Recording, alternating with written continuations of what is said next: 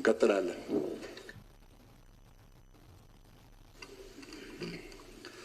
የተከበሩ አፈ ጉባኤ፣ የተከበራችሁ የምክር ቤት አባላት፣ ቀደም ሲል ካነሳኋቸው ጉዳዮች በተጨማሪ ተነስተው ያልተዳሰሱ ዋና ዋና ጉዳዮች ለመነካካት እሞክራለሁ። በመጀመሪያ ግጭቱን በሚመለከት ጦርነቱን በሚመለከት እና የሰላም ሂደቱን በሚመለከት ለተነሳው ጉዳይ የተከበረው ምክር ቤት እንደሚያስታውሰው እንደሚገነዘበው ከጅምሩ ጀምሮ የኛ መሻት የኛ ፍላጎት ግጭት የሚባል በሀገር ውስጥም በአካባቢ ሀገራትም እንዳይኖር ማድረግ ነው። ለምሳሌ ከኤርትራ ጋር የቆየውን ግጭት በሰላም እንፍታ ብለን ኤርትራ ድረስ የተጓዝንበት ዋነኛው ዓላማ በኢትዮጵያና በኤርትራ መካከል ሰላም ቢኖር ሁለቱም ሀገራት ይጠቀማሉ ከሚል መነሻ ነው። ይሄ በቀጥታ ኢትዮጵያን የሚመለከት ጉዳይ ነው።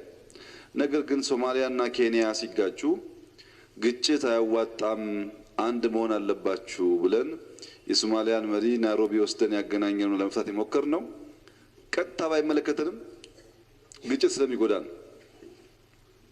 ሳውዝ ሱዳን ምክትል ፕሬዝዳንቱ ከሀገር ወጥተው ሳውዝ አፍሪካ በነበሩበት ጊዜ ውስጥ ወደ ሀገር እንዲመለሱና ንግግሩ እንዲጀመር ጥረት ያደረግነው የሳውዝ ሱዳን ሰላም ለእኛ ስለሚጠቅመን። ሱዳን ከመፈንቅለ መንግስቱ በኋላ የገጠማት ችግር ሰላማዊ ሽግግር እንዲሆን ያ ሁላችሁም እንደምታስታውሱት ከፍተኛ ሚና የተጫወተች ኢትዮጵያ ናት። ለኢትዮጵያ ለአካባቢውም ሰላም እንፈልጋለን።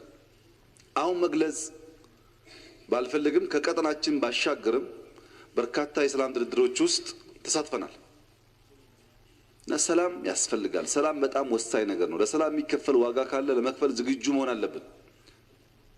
ለሰላም የሚሰጥ ማንኛውም ነገር ካለ ማድረግ ተገቢ ነው። ሰላም ሁል ጊዜ የሚደናቀፈው በግጭት ነው። ሰላም የሚወዱ ሰዎች ግጭት እንዳይፈጠር ይጥራሉ። ግጭት ሲፈጠር ደግሞ እንዲያጥር ይሰራሉ። መልሶ ሰላም ሮል አውት እንዲያደርግ እንዲቀጥል እና እኛን በሰላም መፈለግ በሰላም መሻት ጉዳይ ጥያቄ መጠየቅ ትንሽ ይከብዳል ይመስለኛል። ምክንያቱም በሰላም ጉዳይ እኮ ከቤተ ክርስቲያን እስከ ዓለም ሪኮግናይዝ እኮ አድርጎናል። ሰላም ወዳድ መሆናችን እኮ ዓለም ያውቀዋል። የዛሬ 2 ዓመት መጪው መስከረም ዘመን መለወጫ ላይ ለኢትዮጵያ ቴሌቪዥን ኢንተርቪው ላይ የትግራይ ሕዝብ የጥይት ድምጽ ይበቃዋል፣ እንኳን ውጊያ የጥይት ድምጽ አያስፈልገውም ብዬ እኮ 2 ወር ሳይሞላ ነው ውጊያ የገባን እና እኛ ውጊያ አንፈልግም። ትናንትም አንፈልግም፣ ዛሬም አንፈልግም፣ ነገም አንፈልግም ከማንም ጋር እኛ የምንሳተፍበት ብቻ ሳይሆን የማንሳተፍበትም አንፈልግም። የዩክሬንና ራሽያ ውጊያ አንፈልግም። ሰላም ነው እኛ የምንፈልገው። ሰላም ትርፋማ ስለሚያደርገን ሰላም እንፈልጋለን። ቲፒኤልኤፍ ይሄን ቀጥተኛ ውጊያ ከመጀመሩ በፊት ስፖንሰር እያደረገ ቅድም ይነሳው መፈናቀል፣ በየቦታ ያለው ግጭት፣ ፋይናንስ አድራጊው አሰልጣኝ አቃጅ ማን ነበር ይታወቃል እኮ። ልክ ግጭቱን ከፈጠሩ በኋላ በሚዲያዎቻቸው ደግሞ በጣም በርካታ የመጠራጠር ስሜት እንዲፈጠር ይሰሩ ነበር። መከላከያ እየገነቡ መከላከያችንን ከውስጥ እያፈረሱ በየቦታው በሚፈጠረው ግጭት ደግሞ እኛ ቢዚ ስንሆን ለመዘጋጀት ለመጠቀም ሞክረዋል።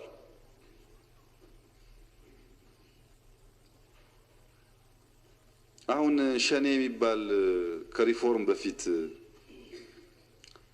4000 5000 የሌለው በየወሩ 1000 2000 እየተማረከ እየተገደለ የሚፈለፈለው ከየት ነው ሪሶርሱ?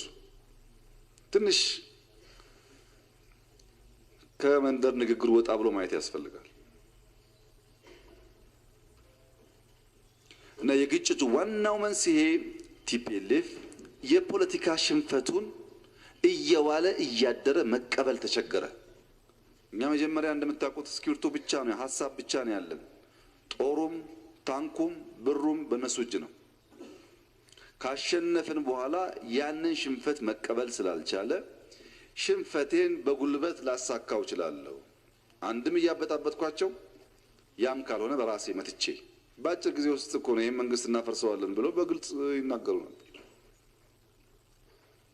መንግስት እጥላለሁ፣ ሀገር አፈርሳለሁ፣ ህዝብ አናክሳለሁ፣ ይሄ እንዲሳካ ሲኦልም ገባለሁ ብሎ ተነሱ። ተው አያዋጣም። እየተዋጋን እንኳን ታስታውሱ ከሆነ 2-3 ቀን አልቲማተም እያልን ይቁም፣ እጃችሁን ስጡ፣ ይቅር እንል ነበር። ታስታውሱ ከሆነ እየተዋጋን እና መጀመሪያ ለምን ተዋጋችሁ የሚል ሐሳብ ያለው ሰው ካለ እኛ አልተዋጋንም ተከላከልን እንጂ ታንካችንን፣ ጀነራላችንን፣ ወታደራችንን በተኛበት በገዛ ቤተሰቡ አፍነው በሺ የሚቆጠር ሰው ይዘውብን ንብረት ተያዘብን ልንከላከል ተቋማችን ሄድን። ሀብታችንን የተያዘብንን ሰው አስመለስን። እንዳንወጣ ደግሞ ህዝቡ ተቸገርኩ አለ። ከዚያ በፊት ታስታውሳላችሁ በተደጋጋሚ መውጣት እናስብ ነበርኛ ምን ሰጋባቸው ኤሪያ ስላለ አትወጡም የተባልነው በቲፒኤልኤፍ ነው። ሰው እያስተኙ አትወጡም አሉ። እንዳንወጣ ደግሞ መንገድ፣ መብራት፣ ውሃ፣ ጤና ችግር አለ ተባል። ህዝባችን ነው ብለን ቢሊየንስ መድበን ስንሰራ እኛ ልማት እየሰራን እነሱ ሌላ ዝግጅት ያደርጉ ነበር። በዓለም ሚዲያ ደግሞ ካምፔን ይደረግብናል። ምን አጨቃጨቀን? እኛ የኛ መኖር ካልተመቻቸው ሲፈልጉን እንገናኛለን ብለን ስንወጣ ደግሞ አሁን ነው ጊዜው ብለው በማስ በሰልፍ እንደ ያው የምታውቁትን አይነት ጦርነት አካሄዱ። ያኔም ተከላክለን ወደ ክልል ከመለስናቸው በኋላ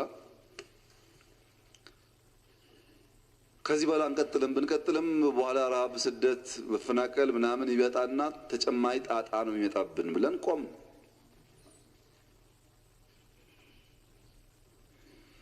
በሂደት ውስጥ እኛ የተከተልነው መንገድ በተቻለ መጠን አንድም ቀን ብትሆን ኢትዮጵያ ሰላም እንድታገኝ። ይሄ ብቻ አይደለም። ሪፎርሙ ከመጣ በኋላ እኮ ኤርትራ ያሉ ግንቦት ሰባት፣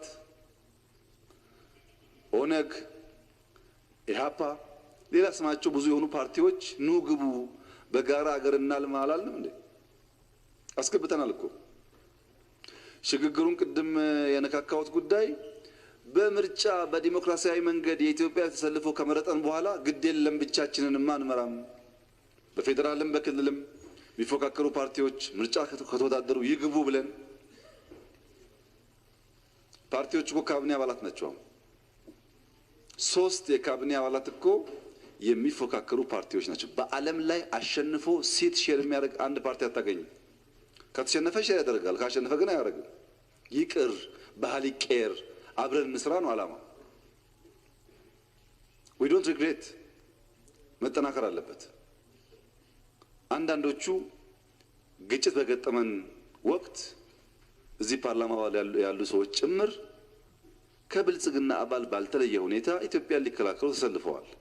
ለዚህ ፓርቲ የሚለው ጉዳይ ሁልጊዜ የማይሰራ አንዳንዴ በትብብር ልንሰራ የምንችልባቸው ሁኔታዎች እንዳሉ ስለሚያመላክት ስልጣን ብንጋራ ችግር የለው፣ አብረን ሀገር ብናለማ ብናቀና ችግር የለው።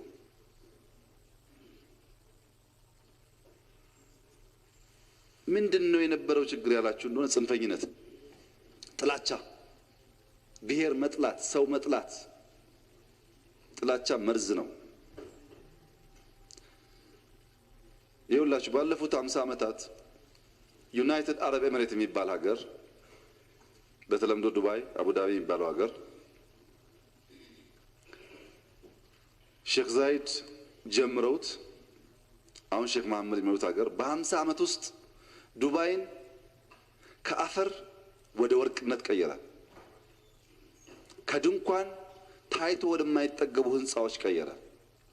በልቶ መጥገብ ሳይሆን እንደኛ 100 ሚሊዮን ቁጥር ያለውን ህዝብም የሚያበላ ሀብት ፈጠሩ በ50 ዓመት ውስጥ።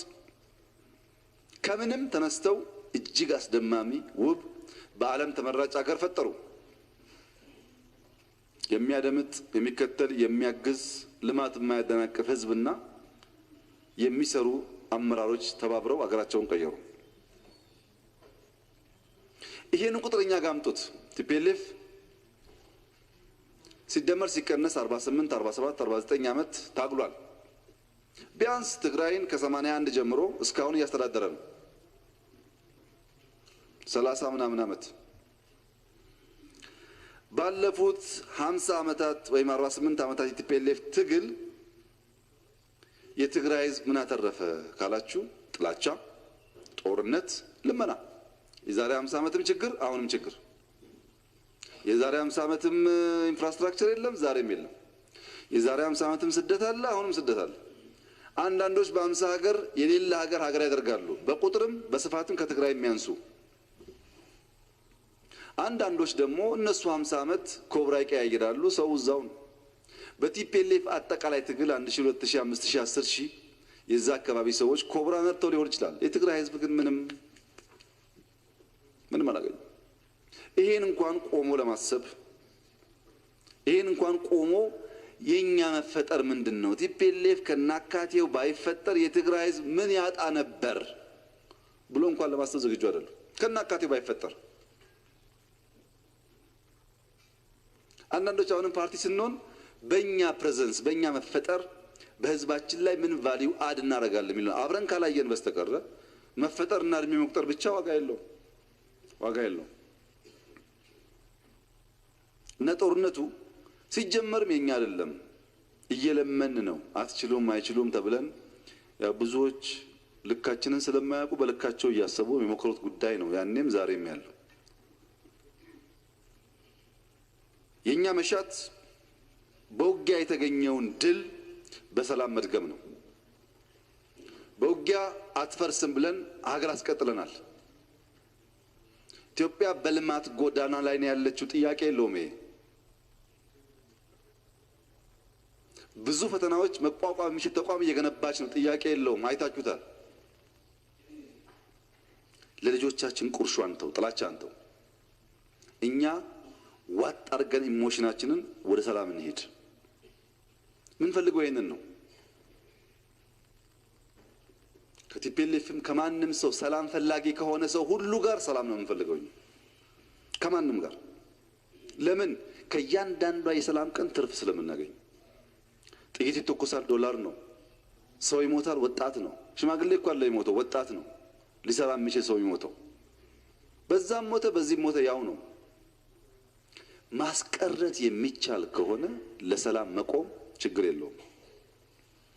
ይሄ እንደተጠበቀ ሆኖ ናይጄሪያ ተገናኙ፣ ሶማሊያ ተገናኙ፣ አውስትራሊያ ተገናኙ፣ ሶሪያ ተገናኙ የሚባል ተረት ግን ተረት ነው። እሱ ተረት ነው። አጋጣሚ ናይጄሪያ በነበርኩበት ጊዜ እኔ ከናይጄሪያ መንግስት ጋር በነበረ ንግግር በጣም በርካታ ኢሹስ ነበረን። እንደ አጋጣሚ ሆኖ ለአንዲት ሰከንድ ቲፒኤልኤፍ የሚል ወርድ አልተነሳም። እነሱም ኮንሰርናቸው አልነበረም። እንደውም እንደ አልፎ አልፎ እንደምንጠየቀው የሰሜን ጉዳይ ምን ሆነ አላሉንም። ሌሎች ጉዳዮች ነው ጊዜ አባከን። ግን ናይጄሪያ፣ ሶሪያ፣ ሶማሊያ እየተባለ ይነገራል። እሱ ስህተት ነው። ክቡር ዶክተር ጫኔ ላነሱት ያው ናቸው ላነሱት ጉዳይ ፓርላማው ብቻ ሳይሆን የኢትዮጵያ ሕዝብም ንግግር ሰላም የሚፈልግ ቢሆንም የማወቅ መብት አለ እና ብልጽግና ተሰብስቦ ከእንግዲህ በኋላ ያለውን ጉዟችን እንዴት ነው የምንፈታው ብሎ አሁን ወጥተው የሚያሙትም ጭምር ባሉበት ስብሰባ ላይ በስራ አስፈጻሚ ኮሚቴ አቋቁሟል። ክቡር አቶ ደመቀ መኮንን የሚመሩት ኮሚቴ ሰላሙን በሚመለከት ኢትዮጵያ ምን ትፈልጋለች? ዝም ብሎ ድርድር አይካሄድም። ብዙ ስራ አለ። ምን ሲሳካ ነው የምንነጋገረው? እንዴት ነው የምንነጋገረው የሚለውን ጉዳይ የሚያጠና ኮሚቴ ተቋቁሞ ኮሚቴው ሲያጠና ቆይቷል። እስከዛሬ ድረስ እስካሁን ለስራ አስፈጻሚ ሪፖርት አላቀረበም። ምናልባት በሚቀጥሉት 15 ቀናት እንጠብቃለን። ኮሚቴው ሪፖርት ይዞ ሲቀርብ 1 2 3 4 ሲሟሉልኝ ንግግር ማድረግ ይችላልው። በዚያ ሳይድ ይሄ እንዲሟላ ፈልጋለሁ፣ እኔ ደግሞ ይሄን አደርጋለሁ፣ ለሰላም ስለ ይሄን ዋጋ ከፍላለሁ የሚል ሐሳብ ሲመጣ ለህዝባችን በግልጽ እናውጃለን። የሚደራደረውን ኮሚቴ ይሄው ኮሚቴ ነው። እኔ ናይጄሪያ ሄጄ ሶማሊያ ሄጄ የምገናኝበት ምንም ምክንያት የለም። ተመድቧል ኮሚቴ አጥንቶ አውቆ የሚሰራ እና ብዙ ጊዜ ያው እኛ ስንናገር ስለ ስንዴ ሰው አያምንም። ዶክተር አኪና ዲሲና ሲናገሩ ሰው የሚያምነው ኢትዮጵያዊ እንደዚህ ነው እናደርጋለን። በትዊተር ሲነገር ነው እንጂ የሚታመነው እኛ ስንል አይታመንም። የኢንትሪግ የኮንስፓይረሲ ፖለቲካ ልምምድ ስላለን ሁሉም በዛ ይታያል። እኛ ውጊያ አልደበቅንም እኮ ውጊያ መጥቷል፣ አገር ተደፍሯል፣ በቃ ከእንግዲህ በኋላ እንዋጋለን ብለን ለህዝባችን ነግረን ውጊያ የገባን ሰዎች አሁን ሰላም ለማምጣት ምን አስደበቀን? ሰላም የሚደበቅ ነገር ነው እንዴ? ለውጊያውም እንኳን አልደበቅንም። ዝም ብሎ መሰቃየት አያስፈልግም። ጊዜው ሲደርስ እና ንግግር ሲጀመር እንናገራለን። እኛ ብዙ ነው እንትኑ አሉባልታው፣ ስሞታው፣ ሽኩቻው ምናምን ብዙ ነው። ያን እንደተጠበቀው ሆኖ ግን አማራ ሳያቅ ለተባለው ስህተት ነው። ቲፒኤልኤፍ የአማራ ጠላት ሳይሆን የኢትዮጵያ ጠላት ነው። የተዋጋውም ኢትዮጵያ ነው፣ የሞተው ኢትዮጵያ ነው። ይሄ ዝም ብሎ ነገር ሰንጥቆ ለራስ መውሰድ ትክክል አይደለም። አማራ የሚደራደር ከሆነ አማራ ብቻ ይዋጋ። እዛ እየሞተ ያለው ኢትዮጵያዊ ነው፣ የሚደራደረውም ኢትዮጵያዊ ነው። ጠላቱም የኢትዮጵያ ነው። በአማራ የሚቆም አይደለም እኮ አማራን ቆርጥሞ ኦሮሞን ቆርጥሞ የሚቆም አይደለም። ከጨረሰን ይቀጥላው ሌላ ጎረቤት ሀገር እና ለብቻ የተሰራ ስራ የለም፣ የብቻ ጠላት የለም። በጋራ እንሰራዋለን። አጋጣሚ ሆኖ በዚህ ፕላን ባይሆንም አቶ ደመቀ ናቸው ኮሚቴው የሚመሩት። ሌላ አማራ ፈልገን ካላመጣን በስተቀር የአማራን ጥቅም እና ሁኔታ ይገነዘባሉ። ሌሎችም ሰዎች አሉበት፣ አማራ ተወላጆች ሆኖም ሌሎች ሰዎች አሉበት፣ አፋሮችም አሉበት፣ ሶማሌዎችም አሉበት። ኮሚቴ ውስጥ በጋራ እየሰሩ ነው። እኛ የምናስበው የኢትዮጵያ ችግር፣ የኢትዮጵያ ዕዳ፣ የኢትዮጵያ ፍዳ ነው። ኢትዮጵያውያን በጋራ እንቋቋማለን ብለን የምናስበው እና ነገሩን ዝም ብሎ ወደታች ማውረድ ጥሩ አይደለም። ባይ ዘ ዌይ ለፖለቲካ ስንናገር እዛ ሰራዊቱ ጋር የሚያመጣውን ችግር ማሰብ ጥሩ ነው። እየሞተ ያለው በፀሐይ የተቃጠለ ያለውን ሰው ምንም አያገባህም ካልነው አደገኛ ነው፣ በኋላ ችግር ያስከትላልና በዛ ማየት ጠቃሚ ይሆናል። የኢትዮጵያ መንግስት፣ የኢትዮጵያ ሕዝብ ፍላጎት ግን አንድም ጥይት ኢትዮጵያ ውስጥ እንዳይተኩስ፣ ለጥይት የሚወጣው ዶላር ለመድኃኒት ለግንባታ እንዲውል ማድረግ ነው። የኛም የህዝባችንን ፍላጎት። ማን ነው ጦርነትን አለ ልክ የሚያስጨው መዋጋት የማይችለው? ስንዋጋ የለም ስንመለስ ተዋጉ ይለናል። ብዙ በቃ ዓለም ላይ የምትሰሙት አሁን የትን ተቀምጦ በያገሩ ውጊያ ውጊያ ይላል። ውጊያ ሰፈር ሳይደርስ ማለት ነው። ውጊያ እኛ አንወድም፣ በጣም ነው ውጊያ የምንጠላው። እኔ በ14 ዓመቴ ነው ክላሽ የተሸከምኩት፣ አውቀዋለሁ እና አልፈልገውም፣ ማየት አልፈልግም። ብዙ ሲበላ አይቼዋለሁ። ውጊያ ጓደኛ ይበላ ወንድም ይበላ አደገኛ በሽታ ነው። ምን ያደርግልኛል? ውጊያ ልማት ነው የምፈልገው። ማን ነው ውጊያ የሚወደው? ውጊያን የማያውቅ ሰው ብቻ ነው ውጊያ የሚፈልገው። እና ሰላም እንፈልጋለን ማለታችን የተደበቀ ድርድር እናደርጋለን ማለታችን አይደለም። የተደበቀ ድርድርም ኩፍሬ የለውም። አሁን ተደራድረን ለምሳሌ መብራት ይገባላችኋል ብሎ መንግስት ቢወስን አሁን ሰሞኑን እንደሚወራው አይታይም እንዴ? መብራት እኔ አላስገባ መቼም ስንት ሰው አለ የሚያስገባ። መደበቅ እኮ አይቻልም። እና ደብቆ ድርድር ደብቆ ምናምን የሚባል ነገር ብዙ ቦታ የለውም። ግን ለሰላም እስከሆነ ድረስ እናንተ በርቱ፣ አይዟችሁ፣ ሞክሩ፣ አቅማችሁ እስከቻለ ድረስ ሰላም አምጡ ነው ማለት ያለባችሁ። ትክክለኛውም የፓርላማ ጋይዳንስ መሆን ያለበት ወደ ሰላም ሂዱ፣ ኢኮኖሚ የለንም፣ ብዙ ድሃ አለ፣ ኢንፍሌሽን አለ የሚባል ምክር ቢሆን ይበልጥ ጠቃሚ ይመስለኛል። ይሄ እንደተጠበቀ ሆኖ የጸጥታ ተቋማት ዝግጅታቸው ምን ይመስላል የሚል ተነስቷል። የኛ የጸጥታ ተቋም ለቲፒኤልኤፍ አይደለም የሚዘጋጀው። የኛ የጸጥታ ተቋም ቲፒኤልኤፍም የሚልከውም የሚያስበውም የሚመኘውም የኢትዮጵያን ሕልውና እገዳደራለሁ ካለ ኢትዮጵያ የተባለች ድንቅና ታሪካዊ ሀገር አጽንቶ ለማስቀጠል ነው የሚዘጋጀው። የሰፈር ዝግጅት ብቻ እናደርግም። ይሄማ ሞኛ ሐሳብ ነው። አርሚ አዘጋጅተን ቲፒኤልኤፍ ጋር በሰላም ቢያልቅ እናፈርሰዋለን ማለት ነው። እንደዛ ነው። ቲፒኤልኤፍን የላከው እኮ ተላላኪ ይፈልጋል። እና ዝግጅቱ ኢትዮጵያን ለማስቀጠል ነው። እንዳያችሁት ደግሞ ጅማሮ ጥሩ ነው። ብዙ ስራ ይጠበቅብናል፣ ምንም ጥያቄ የለውም፣ ገና ነው። ቢያንስ ግን አሁን ያለው አርሚ ቲፒኤልኤፍ ካለበት 2-3 እጥፍ በቁጥርም በቴክኖሎጂም በአቅምም ይሻላል። ይሄ ጥርጣሬ የለው። ይሄ በቂ ነው አይደለም። በየቀኑ የሚወለድ ዕውቀትና ብቃት ስላለ አብረን ማደግ አለብን፣ መማር አለብን፣ ማደግ አለብን።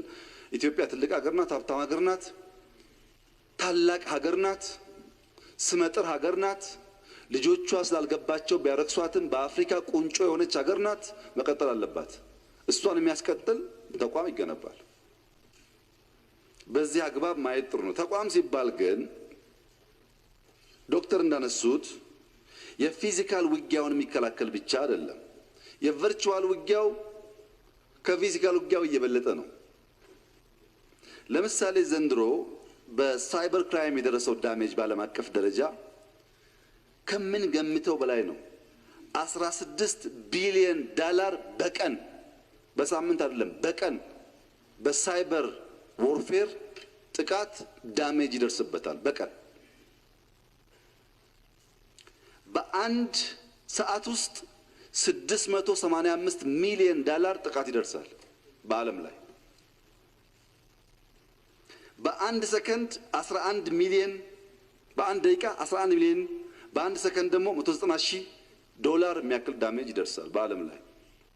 11 ቢሊዮን ዶላር በቀን ማለት ቀላል ነገር አይደለም። እኛ ከተዋጋንበት ውጊያ ሀብት በብዙ እጥፍ ይበልጣል። ኢትዮጵያ ላይ ባለፉት 9 ወራት ብቻ 5860 ገደማ የቨርቹዋል አታክ ተካሂደዋል። ኦልሞስት 6000 አታክ ደርሶብናል። በሚሊየንስ ብር ያጣንበታል፣ በቢሊየንስ ሴቭ ያደረግንበታል። እሳቸው እንዳነሱት ዋናው ፋይናንሻል ሴክተር፣ አይሲቲ ኢንፍራስትራክቸር እና ደግሞ ሎ ኢንፎርስመንት ኤጀንሲስ መንግስት ተቋማት እና ፕሮጀክቶቻችን በብዙ መንገድ ይሞከራሉ። ፕሮፋይሊንግ ላይ የሚሰራ ስራ አለ። ሳይበር ኤክስፕሎይት ለማድረግ የሚሰራ ስራ አለ። ሳይበር ወርፌር አለ። ለምሳሌ ኮሮና መጣ፣ እኛ እንኳን ብዙ ችግር የለውም፣ አፍሪካ ግን በየሜዳው ሬሳ ይታያል፣ በሚሊየንስ ይሞታሉ ተባለ። እኛ ደጋጎች ነን። ከዚህ ሰውን አንሰማም፣ ከውጭ ሰውን ስለምንሰማ ሁሉም ሙያተኛ የሚባል አፍሪካ በየመንገዱ ይሞታል እያለ ሪፖርት ጽሑፍ ያወጣ ነበር። ሞትን እንዴ? ፈጣሪ እኮ ደግ ነው፣ አልሞትንም። አሁን ደግሞ ችግር አለ ዓለም ላይ።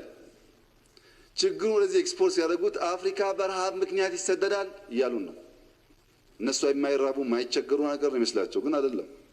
እንደዚህ አይነት አጀንዳ ኤክስፖርት አድርጎ ሞኛ ሞኞች እያጫወቱ ሰርቫይ ማድረግ ፍላጎት እዚህም እዛም አለ።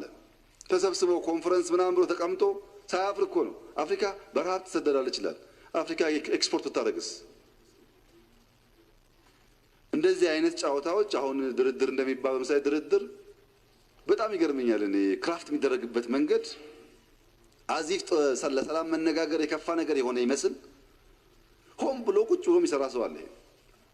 ለምን? በውስጣችን መጠራጠር፣ በውስጣችን መባላት ለመፍጠር የሚደረግ ሙከራ ነው። እና ሰላምን በሚመለከት በቨርቹዋልም በፊዚካል የሚደረግ ማንኛውም ጥቃት አቅም በፈቀደ መጠን ለመከላከልና ኢትዮጵያን እንደ ሀገር ለማስቀጠል እየተሰራ ነው ያለው። ይሄ እንደተጠበቀ ሆኖ በሰላም የሚገኝ ማንኛውም ድል ደግሞ ካለ፣ ማንኛውም ደግሞ ውጤት ካለ ማክሲመም ሰላም ለማምጣት እንሰራለን። አሁን ሪፖርት አስፈጻሚ ሲቀርብ ወዲያው ለህዝባችን ዲክለር እናደርጋለን። በእነዚህ ፖይንቶች ለመነጋገር ዝግጁ ነን ብለን። ለመነጋገር እኮ የምንፈልግበት ምክንያት በጣም ብዙ ነው። ዓለም በሙሉ እኮ ነው የሚያናግረን። እናንተን የሚያክል ሀገር እንዴት የራሱን ችግር አይፈታም እያለ እኮ ዓለም በሙሉ ያናግረናል። አይ ግድ የለም እኛ እንዋጋለን አይባልም። ከዓለም ጋር እኮ የምንኖረው። በዚህ በኩል እየለመንክ በዚህ በኩል ደግሞ እየፎከርክ እንዴት ይሆናል? አይሆንም። የግል ክብር ብቻ ሳይሆን የሀገር ጥቅም ይጎዳል። ይሄን ታሳቢ ያደረገ አካሄድ መሄድ ጥሩ ነው። ሰላም ከመጣ ነምበር 1 ተጠቃሚ ትግራይ ነው። አንደኛው መፈናቀል ብላለች እህቴ፣ አንደኛ የሚጠቀመው የትግራይ ህዝብ ነው። ከፍተኛ ችግር ላይ ስለሆነ ይሄ ፓርላማም ለዚያ ህዝብ መቆርቆር አለበት። ከሆነ ድንበር ቦታ ብቻ ሳይሆን ትግራይ ላይ ስደት፣ ረሃብ፣ ችግር እየበዛ ነው። ሰዎቹ እንዶ ደንታ የላቸውም። ጄኔሬተራቸው ነዳጅ ካገኘ እነሱ የፓወር ጉዳይ ኢሹዋቸው አይደለም። እነሱ እንደ ውሃ ካገኙ ኢሹዋቸው አይደለም። ህዝቡ ይጎዳል መሀል ላይ ብሎ ማሰብ ከሁላችን የሚጠበቅ መሰለኝ እና በዚህ አግባብ ብናይ በሰላሙ ትግራይ ከተጠቀመ በኋላ አፋርም አማራም ኦሮሚያም ደቡብም ሁሉም ይጠቀማል። ኢትዮጵያም ጎረቤትም ይጠቀማል። ብዙ እኮ የሚነግደው በዚህ ጦርነት እኮ ብዙ የሚነግድ ሰው አለ። ቀጠናው ላይ የሚያቀባብል አለ። ለዛ ሁሉ መፍትሄ ይሆናል። እንግዲህ እኛ ሰላም ፈለግን ማለት እኛ ለሰላም ተጋን ማለት በዚያው ልክ ግብረ መልስ እናገኛለን ማለት ላይሆን ይችላል። እኛ ግን ሁሉ ጊዜ የምናውጀው ሰላም ነው። የምንለምነው ለሰላም ነው። ሰላምን አልፈልግም ኢትዮጵያን አፈርሳለሁ ብሎ ከመጣ ደግሞ እኔን ካፈረስከኝ በኋላ አትችልም ብለን እንከላከላለን። ይሄ ያደረግነው የምናደርገው ጉዳይ ነው ማለት ነው እና ሰላምን ኮምፕሮማይዝ ማድረግ ተገቢ አይደለም። በዚህ አይነት ማየት ጥሩ ነው። ሽንቱን ግን ተው፣ አሉባልታውን ወሬውን ተው። እሱ ሊከፋፍለን ነው፣ ጥቅም የለውም።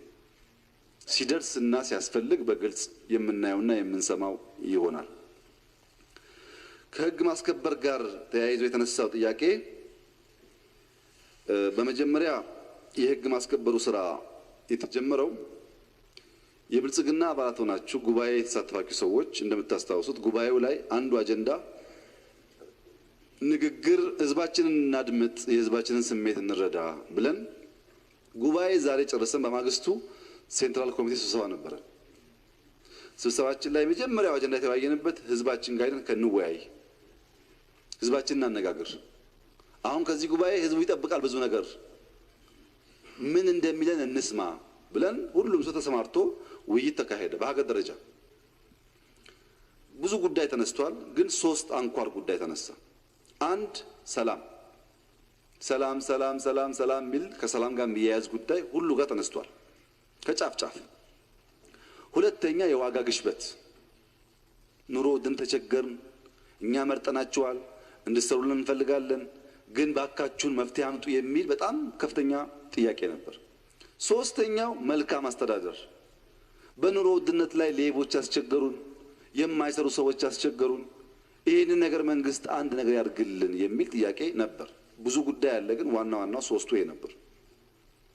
ይሄን ሴንትራል ኮሚቴው ከተመለሰ በኋላ ከተወያየን በኋላ ጥናት እንዲጠና አደረግን በሀገር ደረጃ።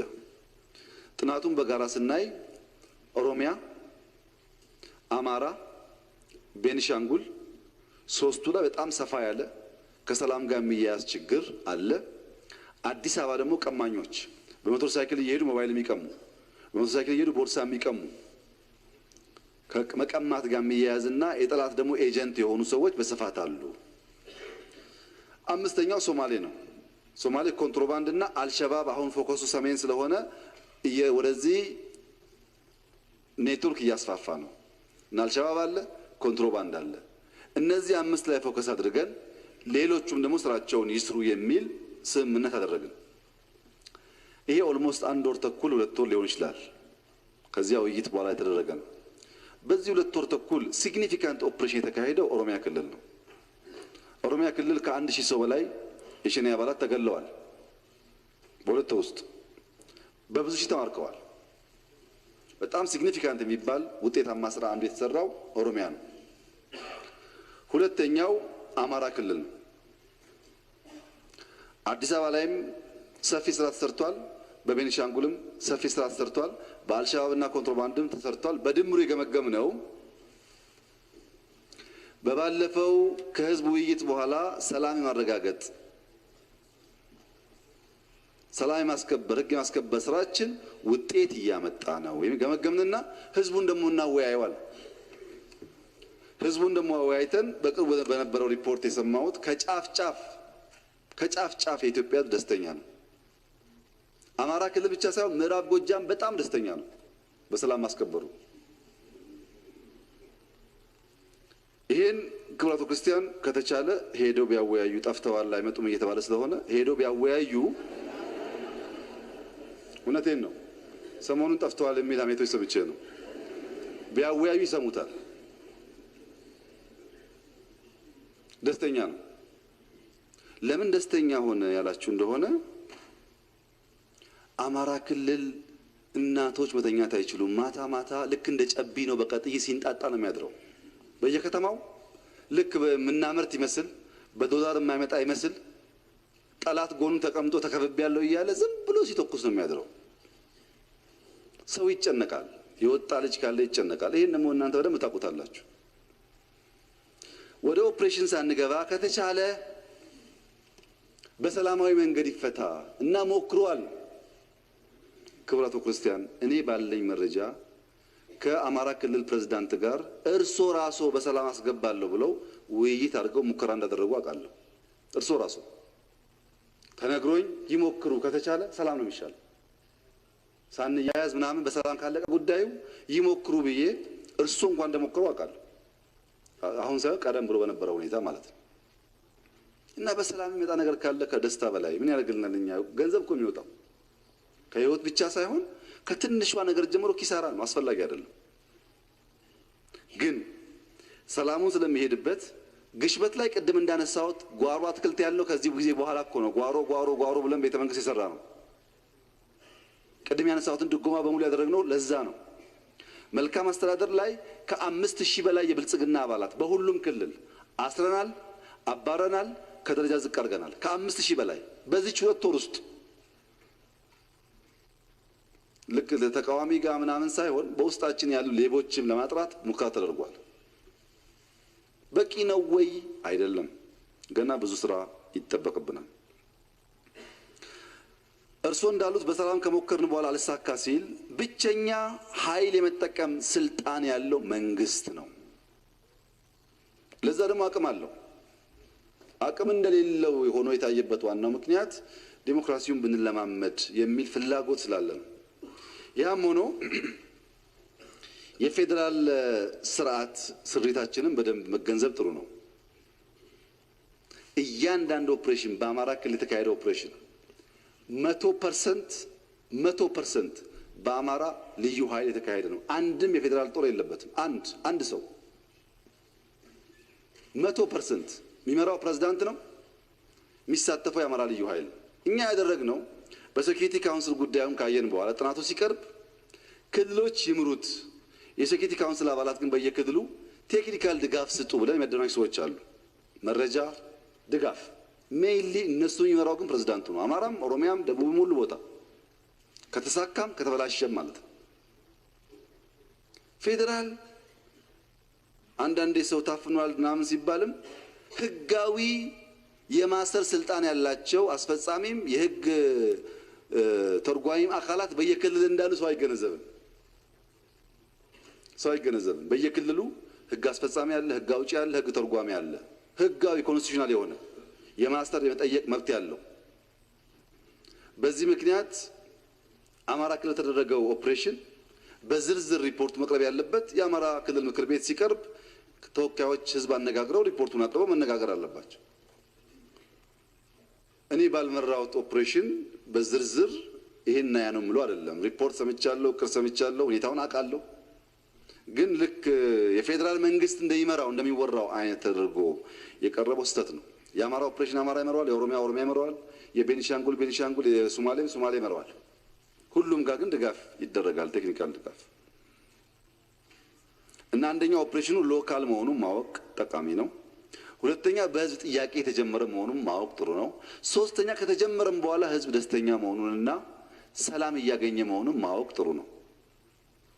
ይሄ እንደተጠበቀ ሆኖ በስንዴ ማሳ ስንዴ ብቻ ሳይሆን እንክርዳድ፣ በብልጽግና ሐሳቢ ውስጥ አበልጻጊ ብቻ ሳይሆን ሌቦች እንዳሉት ሁሉ በሚያኮራ ስም በሚያኮራ እና ሁላችንን እንመካበት በሚገባ ስም ሌሎች መጠቀም ፈልገዋል።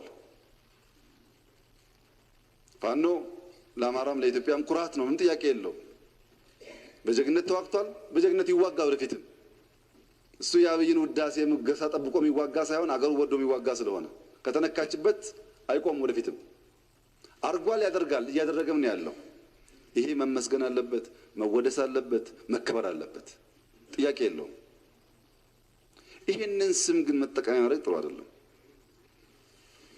በከተማ ቶክስ ብቻ ሳይሆን መዝረፍ፣ ሴቶች መድፈር፣ ህፃን መጥለፍ፣ ነጋዴ መዝረፍ፣ ግብር መሰብሰብ፣ ፎርጅድ ብር ማምረት፣ ይሄ ፋኖ ስራ ሊሆን አይችልም። ፋኖ ፎርጅድ ብር አይሰራም። ፋኖ ህፃን አይጠልፍም፣ ሴት አይደፍርም፣ መስመር ሲባጎ ለጥፎ ግብር አይሰበስብም። አማራ ክልል የነበረው ይሄ ነው። የአማራ ክልል ተወካዮች ታውቃላችሁ። የማታውቁ ከሆነ ሄዱና ጠይቁ ህዝባችሁን። በነገራችን ላይ ክብራቶ ክርስቲያን በአማራ ክልል ኦፕሬሽን ከተያዙ ሰዎች በጣም የሚገርሙት 3500 ሰው የታሰረው የከዳ ሰራዊት ነው። 3500 ሰው የያዝነው የከዳ ሰራዊት ነው። ከዚህ ውስጥ ከ2000 በላይ የአማራ ልዩ ኃይል ነው። ከአማራ ልዩ ኃይል ሰልጥኖ ታጥቆ የከዳ ብሎ ፋኖ ከየት የመጣ ነው? አማራማ ሰልጥኖ ባለ በሌላ ሀብቱ አስታጥቆ ጠብቀኝ አለው። ጠብቀኝ ካለው ቦታ ጠፍቶ የሰፈር አለቃ ሆኖ ክላሽ እየተኮሰ ህዝብ የሚያምስ ሰው ለምን ህግ ተከበረ ማለት ጥሩ አይደለም፣ ጥሩ አይደለም። ምክንያቱም እርሶ እንዳሉት አርሶ አደር ሰላም ካገኘን የሚያርሰው፣ ሀገር ሰላም ካገኘን የሚለማው። ጠላት ይረብሸን ችግር የለውም፣ በገዛ ልጆቻችን መታመስ የለብንም ነው መባል ያለበት እንጂ ከርቶ በሰፈር አለቃነት ሰው ማስቸገር ጥሩ አይደለም። ለጊዜው ከፖለቲካ አንፃር እናንተም ደግፋችሁት ሊሆን ይችላል። ግን ድንገት በሚቀጥለው ምርጫ ብታሸንፉና ክልሉን ብትመሩ ይሄ አይነት ልምምድ ጥሩ አይደለም፣ ጥሩ አይደለም። ህግ የተከተለ መሆን አለበት። በነገራችን ላይ በአማርኛ ሚዲያ ቲፒኤልኤፍ አንዲት እናት 5 ልጆቿን ሰጠች፣ 3 ልጆቿን ሰጠች እያለ ይናገራል። ለማን ነው የሚናገረው? በአማርኛ ለኛ እኮ ነው። ለሷማ በትግርኛ የሚያወራት ለኛ ነው እየነገረን ያለው። በአማርኛ 5 ልጆች ሰጠች እያለ እኛ 5 አያስፈልግም ብለን አንዳንድ የወሰድነው እንኳን ምሽጉን ጥሎ ሰፈር ከገባ ማን ይጠብቀሃል? ግዴታ አይደለም። ወዶ ነው የገባው። ወዶ ገብቶ ክላሽ ሰርቆ ሽጦ ባጃጅ የሚገዛ ወዶ ገብቶ ክላሽ ሰርቆ ሰፈር ሄዶ የሚሸፍትና የሚዘርፍ ሰው መፍጠር ትክክል አይደለም፣ ትክክል አይደለም። እና የተሰራው ስራ በጥቅሉ ብቻ ሳይሆን በውጤት ደግሞ እንመልከተው። 3500 የከዳ ሰራዊት፣ ብዙ ኩንታል ሐሺሽ ፋኖ ሐሺሽ ምን ያደርግለታል? ብዙ ኩንታል ሐሺሽ በኦሮሚያም በአማራም የተያዘው፣ የውጭ ምንዛሪ ከፍተኛ ቁጥር ያለው የውጭ ምንዛሪ፣ ፎርጅድ ገንዘብ፣ ይሄን የሰበሰብነው ቦምብ፣ የሚቀጣጠል ፈንጅ፣ ስናይፐር። በነገራችን ላይ የተከበረው ምክር ቤት እንዲገነዘብ የሚያስፈልገው ከዚህ ውጊያ በኋላ የገዛነው ክላሽ አለ። ለየት ያለ ክላሽ ነው፣ ድሮ አልነበረንም። ከዚህ ግጭት በኋላ ያስገባነው ክላሽ መከላከያ ብቻ ያለው ኢትዮጵያ ውስጥ ያልነበረ በከለሩ የሚለይ አዲስ ክላሽ አለ። ይህንን ክላሽ ሀገር እንከላከል፣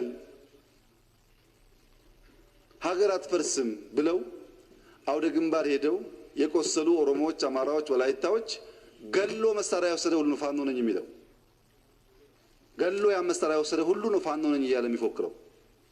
ወንድሙን ሊከላከለው ሄደውን ገሎ መከላከያ ያመዋል። ይሄን ሲያይ ያን ክላሽ ሲያይ ያመዋል። ያ ክላሽ ማንም ጋር የለም፣ ክልል የለም፣ ፖሊስ ጋር የለም። ሳያፍር ነው አንጠልጥሎ የሚሄደው። ይሄ ትክክል አይደለም፣ ይጎዳናል። ነፃነትና ብልጽግና ስርዓት ሲኖር ነው። ስርዓት ከሌለ ሰላም፣ ዴሞክራሲ የሚባል ነገር ማረጋገጥ አይቻልም። ስርዓት ያስፈልጋል። ሁሉ ነገር ኢን ኦርደር መሆን አለበት። የጀገነ አንድም የሀገር መከላከያ ሚኒስቴር አባል ይሆናል፣ የአማራ ልዩ ኃይል አባል ይሆናል፣ የሚሊሻ አባል ይሆናል። አሊያም ስትፈልጉኝ ጥሩኝ አሁን አርሳሎ ቤቱ ይቀመጣል እንጂ 10 እና 20 30 እንደ መከላከያ ሆኖ ፓራል ፎርስ መሆን ጥሩ አይደለም፣ ለአማራም ጥሩ አይደለም። ለምክር ቤት አይመቸኝም። ግን አማራ ገጠመኝ የሚለው ጦር እና ጠላት ቲፒኤልኤፍ ከሆነ ቲፒኤልኤፍ እኮ አንድ ቋንቋ የሚያወራ የሚደማመጥ ችግር እንኳን ቢኖር ደብቆ የሚያወራ እንጂ በየሚዲያው የሚሰዳደም የሚከፋፈል አይደለም። አማራን ጠንካራ የሚያደርገው አንድ ሊደርሺፕ ስር ሲሆን ነው እንጂ 10 ቦታ ከተከፋፈለ እዚህ ጋር ምልሻ እዚያ ጋር ልዩ ኃይል እዛ ጋር ምናምን ከሆነ መከላከልም አይችልም። ለአማራም አይበጅም፣ ለኢትዮጵያም አይበጅም። አንድ መሆን መሰብሰብ ያስፈልጋል። ይሄ ኃይል መሳሪያ የያዘ ኃይል፣ ወጣት ኃይል፣ ብር የለመደ ኃይል፣ መኪና የሚቀማ ኃይል፣ ብር ላክ እያለ የሚደውል ኃይል፣ አርሶ አደር በረሽቶ ሲመለስ ብር የሚቀማ ኃይል እሳት ነው። በአማራ ደግሞ ባህል ውስጥ እሳት ዝም ብሎ አይለቀቅም። እናቶች እሳት ዝም ብሎ አይለቁም። እንጀራ የሚጋግሩ ከሆነ አንከርት የሚባል ነገር ይሰራሉ። እሳቱ እንዳይረጭ ሰብሰብ የሚያደርገው በእበት የሚሰራ አንከርት አለ። እንጀራ ዝም ብሎ አይጋገርም። እሳት ከተረጨ ቤት ያቃጥላል። ወጥ የሚሰሩ ከሆነ ጋቻ የሚባል ነገር አለ። ሰብሰብ አድርጎ እሳቱን የሚይዝ። ይሄ እሳት ሰብሰብ ተደርጎ መያዝ ካልተቻለ ወደፊትም ልንዋጋ አንችልም፣ ወደ ኋላም አስቸጋሪ ነው የሚሆነው። በዛ መነጽር ማየት ጥሩ ነው። የመብት ተሟጋጆች እንደዚህ ብለዋል ለተባለው እነዚህ ተሟጋጆች ለሚዘረፈው፣ ለሚጠለፈው፣ ለሚደፈረው ህዝብ አይናገሩም እንዴ? ለሰው እኮ ነው የሚሞግቱት ማለት ነው። ኢትዮጵያ ውስጥ ታዋቂ ያልሆኑ ሰዎች በህይወት የመኖር መብት ታዋቂ የሆኑ ሰዎች ከመናገር መብት ጋር እንዴት አቻ ሆኖ ይታያል? ሰዎች በህይወት መኖር የተቸገሩ እንደተባለውም የተፈናቀሉ የተጎሳቆሉ ኢትዮጵያዊ ሆነው ሰከንድ ሲቲዝን የሆኑ በሀገራቸው እሱን ለማስከበር የሚሰራ ጥረት እንዴት ከመናገር መብት ጋር በኩል ይታያል? ሰው ማኖር አይበልጥም ከመናገር? ይሄን ማየት ጥሩ ነው። ይሄ ማለት ግን ይሄን የሚያክል ኦፕሬሽን ሲሰራ በስተት የተያዘ ሰው የለም። ጥፋት አይጠፋም። እንደው የኛ መንግስት እንከን አልባ ነው አይደለም፣ መገምገም አለበት። በስተት የተያዘ ሰው ካለ፣ አላግባብ የተጎዳ ሰው ካለ፣ ኃይል የተጠቀመ ሰው ካለ መጠየቅ አለበት።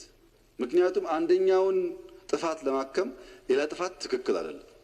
ይሄን ደግሞ የተከበረው ምክር ቤት በዋነኛነት የክልል ምክር ቤቱ ስራ ቢሆንም የተከበረው ምክር ቤት ኮሚቴ አቋቁሞ ያለውን ነገር ሄዶ ማጥናት መጠየቅ ይችላል።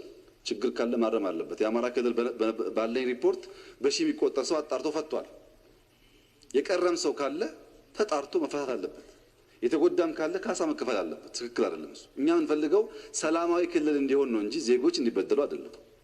ግን 3500 የከዳ ሰራዊት የት እንደገባ አይታወቅም የሚለው የከዳ ሰራዊት ህግ አለው የሚጠየቅበት እና ይሄም በዚህ ደረጃ ማየት ጥሩ ነው። እርሶም ከሌሎች የፓርላማ አባላት ጋር ሄደው አይተው ጥሩ ጎኑን ማጠናከር፣ ችግር በሚያስቡትን ደግሞ የሚታረምበትን መንገድ መፍጠር አስፈላጊ ነውና መንግስት እያሸበረ በሚል በሶሻል ሚዲያ ያለው ንግግር ጥሩ አይደለም።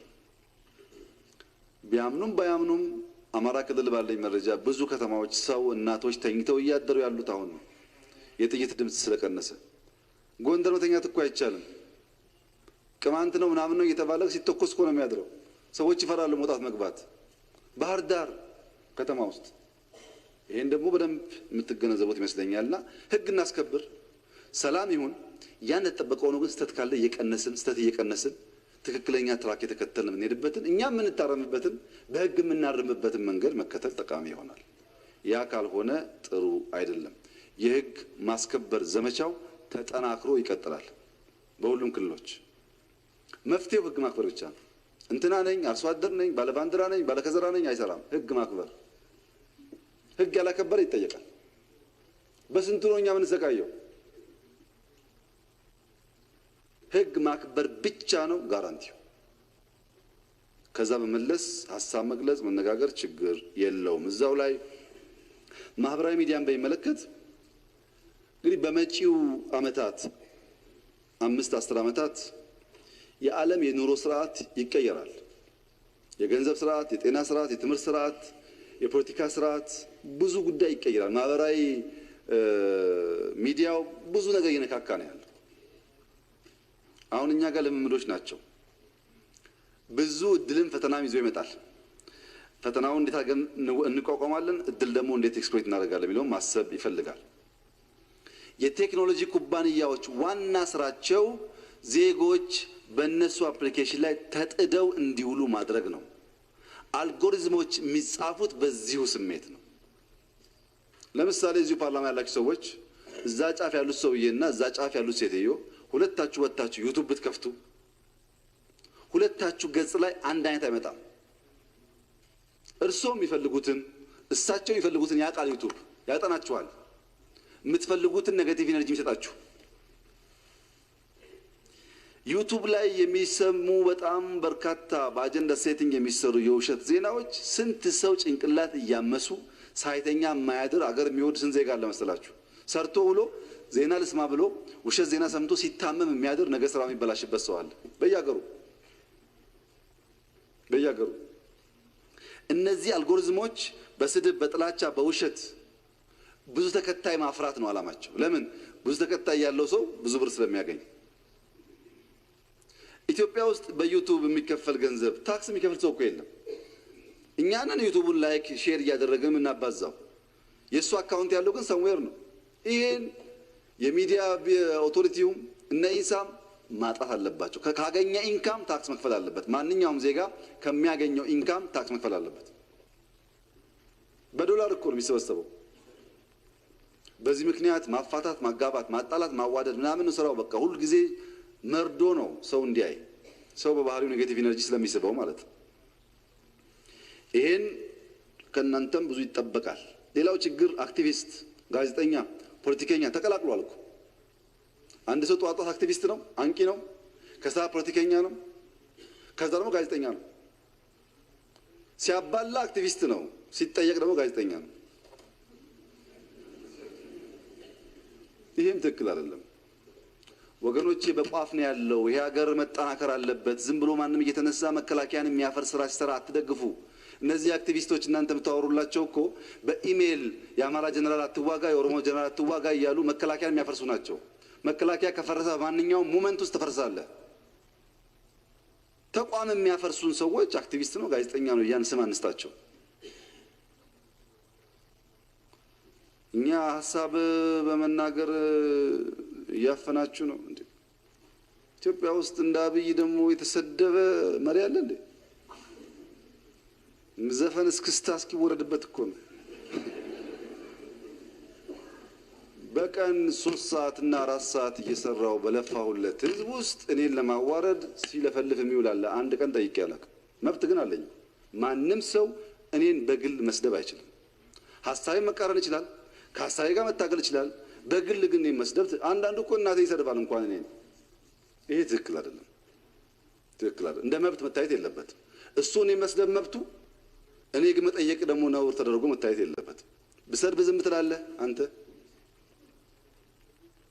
የማይሰደብ ሰው አለ? መከላከያ ይሰደባል። አንዳንዱ ተነስቶ ባልዋለበት መከላከያ እንደፈለገ ሲያደርግ ይውላል። ይሄ ትክክል አይደለም። አክቲቪዝምም አይደለም፣ ሚዲያም አይደለም። ስም የለውም። ይሄ ባይዘይ ስም የለውም። ኢትዮጵያ ውስጥ ሚዲያ ከሪፎርም በኋላ እየታፈነ ነው። ውሸት ነው። ኢትዮጵያ አሁን ያላት ሚዲያ ከሪፎርም በፊት ካለው 1000 እጥፍ ይበልጣል። ደግሞ ሚዲያ አሽናል ኢትዮጵያ ውስጥ ምን የሌለው ሰው አለ? እንደ 5000 ተከታይ ሚዲያ ብቻ ነው ሀገሩ።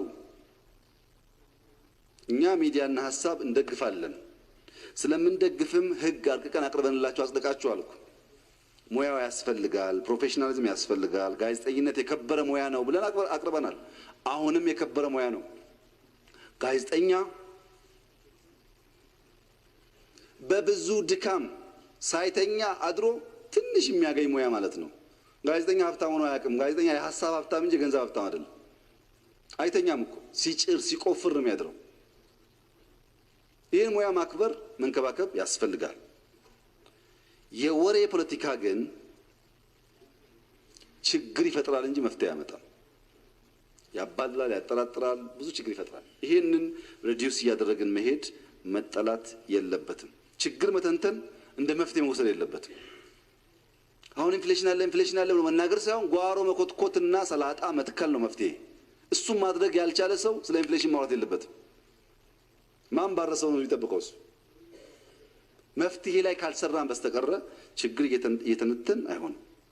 የኦሮሞ ሰራዊት በጎጃም ውስጥ ከእንትና ሽፍታ ጋር ተገጣጥሞ ብሎ ዜና መናገር ነው አሁን ጋዜጠኝነት? አንድ እንኳን የኦሮሞ የፌዴራል ሰራዊት ባልዋለበት። የኦሮሞ ሰራዊትማ ያለው ሁመራ ነው፣ ህዝቤን ጠብቃለሁ ብሎ። ራያ ነው ያለው ጠብቃለሁ ብሎ። ትክክል አይደለም። ከሰደብከኝም አልጠብቅህም ካለ ማን ይጠብቅሃል? የሚጠብቅህን እያዋረድክ ተቀምጠህ እዚህ ጥሩ አይደለም፣ ጥሩ አይደለም።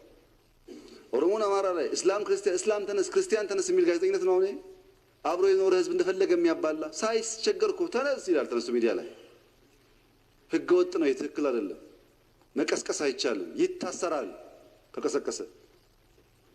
በሰላም ካከበረስ ማንም አይነካውም፣ በክብሩ ይኖራል። መቀስቀስ የምትችል ማባላት የምትችል ማጣላት የምትችል ማትጠየቅ እንደዚህ አይነት አገር ዓለም ላይ የለም። ኢትዮጵያ ከየት ይመጣል? የሀገር ሉዓላዊነት መያዣ አድርጎ ዴሞክራሲ የለም። ሀገር ሲኖር ዴሞክራሲ። ይሄ እኮ የኢትዮጵያ ዴሞክራሲ ነው። ኢትዮጵያን አፍርሰን ምን አለ ዴሞክራሲ? ሀገር እያጸናን እያከበርን መሆን አለበት እንጂ የተሳደብን መከላከያን እያፈረስን ሀገር እያፈረስን ጥሩ አይደለም፣ ጥሩ አይደለም። ተከባብሮ ችግር ካለ ደግሞ ሀሳብ ሼር አድርጎ ነው መኖር ጥሩ የሚሆነው እና በባህሪው ሶሻል ሚዲያ በጣም ያበላሻል ሰውንና በእውነት ላይ በእውቀት ላይ ሳይሆን ዝም ብሎ እንትን ስለሚያደርግ ችግር ያመጣል። እሱን ደግሞ እናንተ ከግምት ማስገባት ይኖርባቸዋል። ጋዜጠኝነትን የወንጀል መሸፈኛ መደበቂያ ሳይሆን የእውቀት መገኛ መሆን አለበት፣ የመረጃ መገኛ መሆን አለበት እንጂ ወንጀል ሲሰራ የሚደበቁበት መሆን የለበትም። የህገወጥ ጥቅም ማካበቻ መሆን የለበትም። የሐሳብ ማፍለቂያ ማካፈያ መሆን ያለበት። በህገወጥ መንገድ ገንዘብ ለማግኘት በጋዜጠኝነት ስም ትክክል። እኔ አሁን እኔን የሚያክል የፌስቡክ ፎሎወር ያለው ኢትዮጵያ የለም እና በቃ ጋዜጠኛ ነኝ እንደፈለኩ እየተሳደብኩ እናንተን የጋዜጠኛ መብት ብላችሁ ትቀበላላችሁ? እንደሱ እኮ አይሰራም። የኔ ሶሻል ሚዲያ እውነተኛ መረጃ ማሰራጭበት በሐሳብ ሞግትበት ከሆነ ችግር የለውም፣ ህጋዊ ነኝ። በኔ ሶሻል ሚዲያ ግን የምሳደብ ከሆነ መጠየቅ አለብኝ። ብሔርን፣ እምነትን፣ ግሩፕን የሚያዋርድ ጋዜጠኝነት ከየት የመጣ ነው? አልሰማችሁ እንደው አላቅም እንጂ አሜሪካ ውስጥ እኮ ባለፈው በነበረው ችግር ከ100 በላይ ጋዜጠኛና አክቲቪስት ታስሯል። ከ100 በላይ አሜሪካ የሚታሰር ኢትዮጵያ የማይታሰር አክቲቪስት ከየት የመጣ ነው? በዚህ አይን ማየት ያስፈልጋል። ማህበረሰቡ ማንቃት ያስፈልጋል። ለክፉ ሐሳብ መጠቀሚያ መሆን የለብንም። ብዙ ያለን በእጦት አስተሳሰብ መሰቃየት የለብንም። ብዙ አለን፣ የሚያስደንቅ ሀብት አለን። አስተሳሰባችን ግን ደሃ ነው፣ በእጦት የተሞላ ነው። በሁሉ ነገር ሽሚያ ነው፣ በሁሉ ነገር። ይሄ ጥሩ አይደለም እና ጋዜጠኛም ይሁን ወጣትም ይሁን ፖለቲከኛም ይሁን የኦፕሬሽን ዋና ዓላማ ህግና ስርዓት ማስከበር። በዚህ ውስጥ የተጎዳ በስተት ታስተረሰው ካለ ይጠየቃል።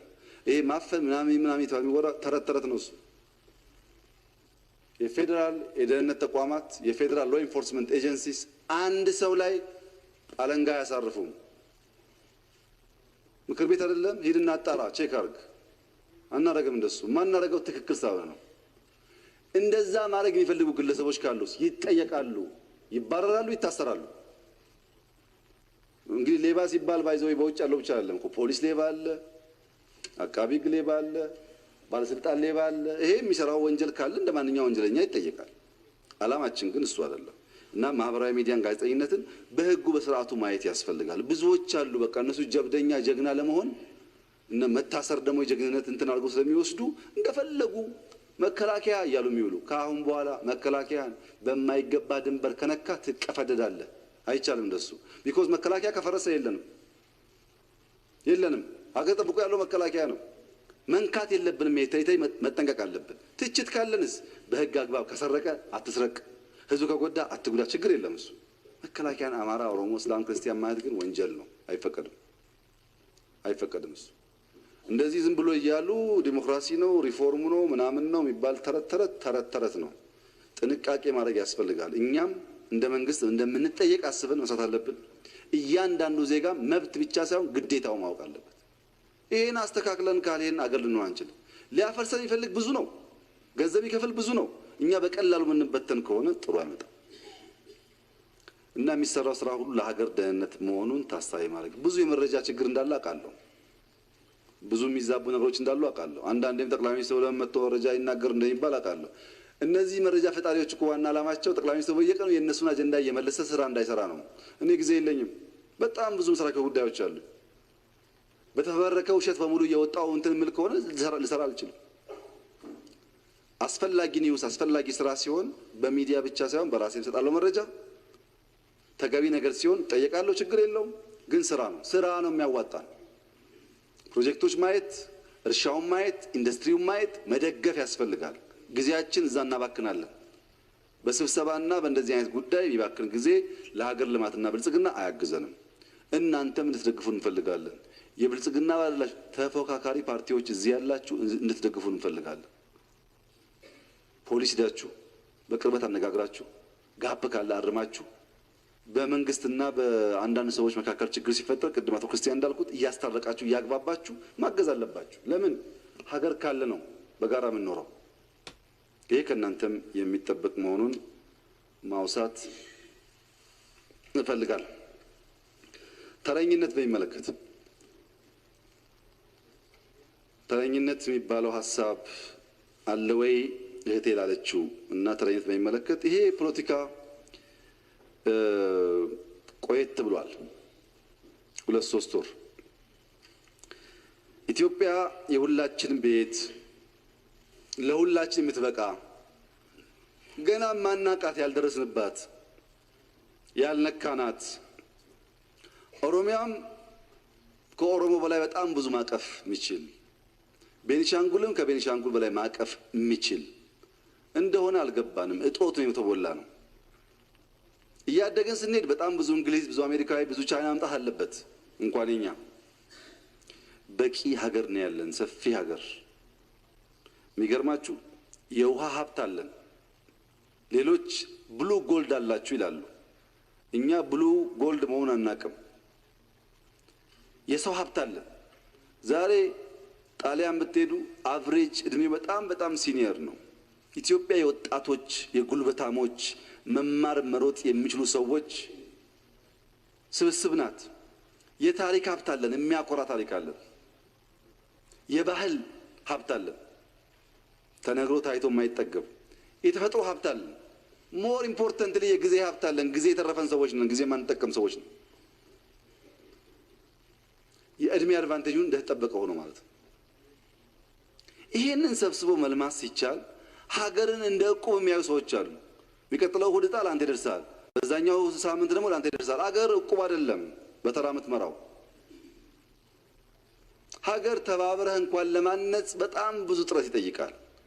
አማራን የማያካትት ኦሮሞን የማያካትት ሀረሪን የማያካትት ሀገር መገንባት አይቻልም። ከተገነባም እንደ ቲፒኤልኤፍ የከሰረ ሀገር ነው የሚሆነው። አይቻልም። ዕቁብ አይደለም ይሄ። በነገራችን ላይ እኛ ፈረቃ እኮ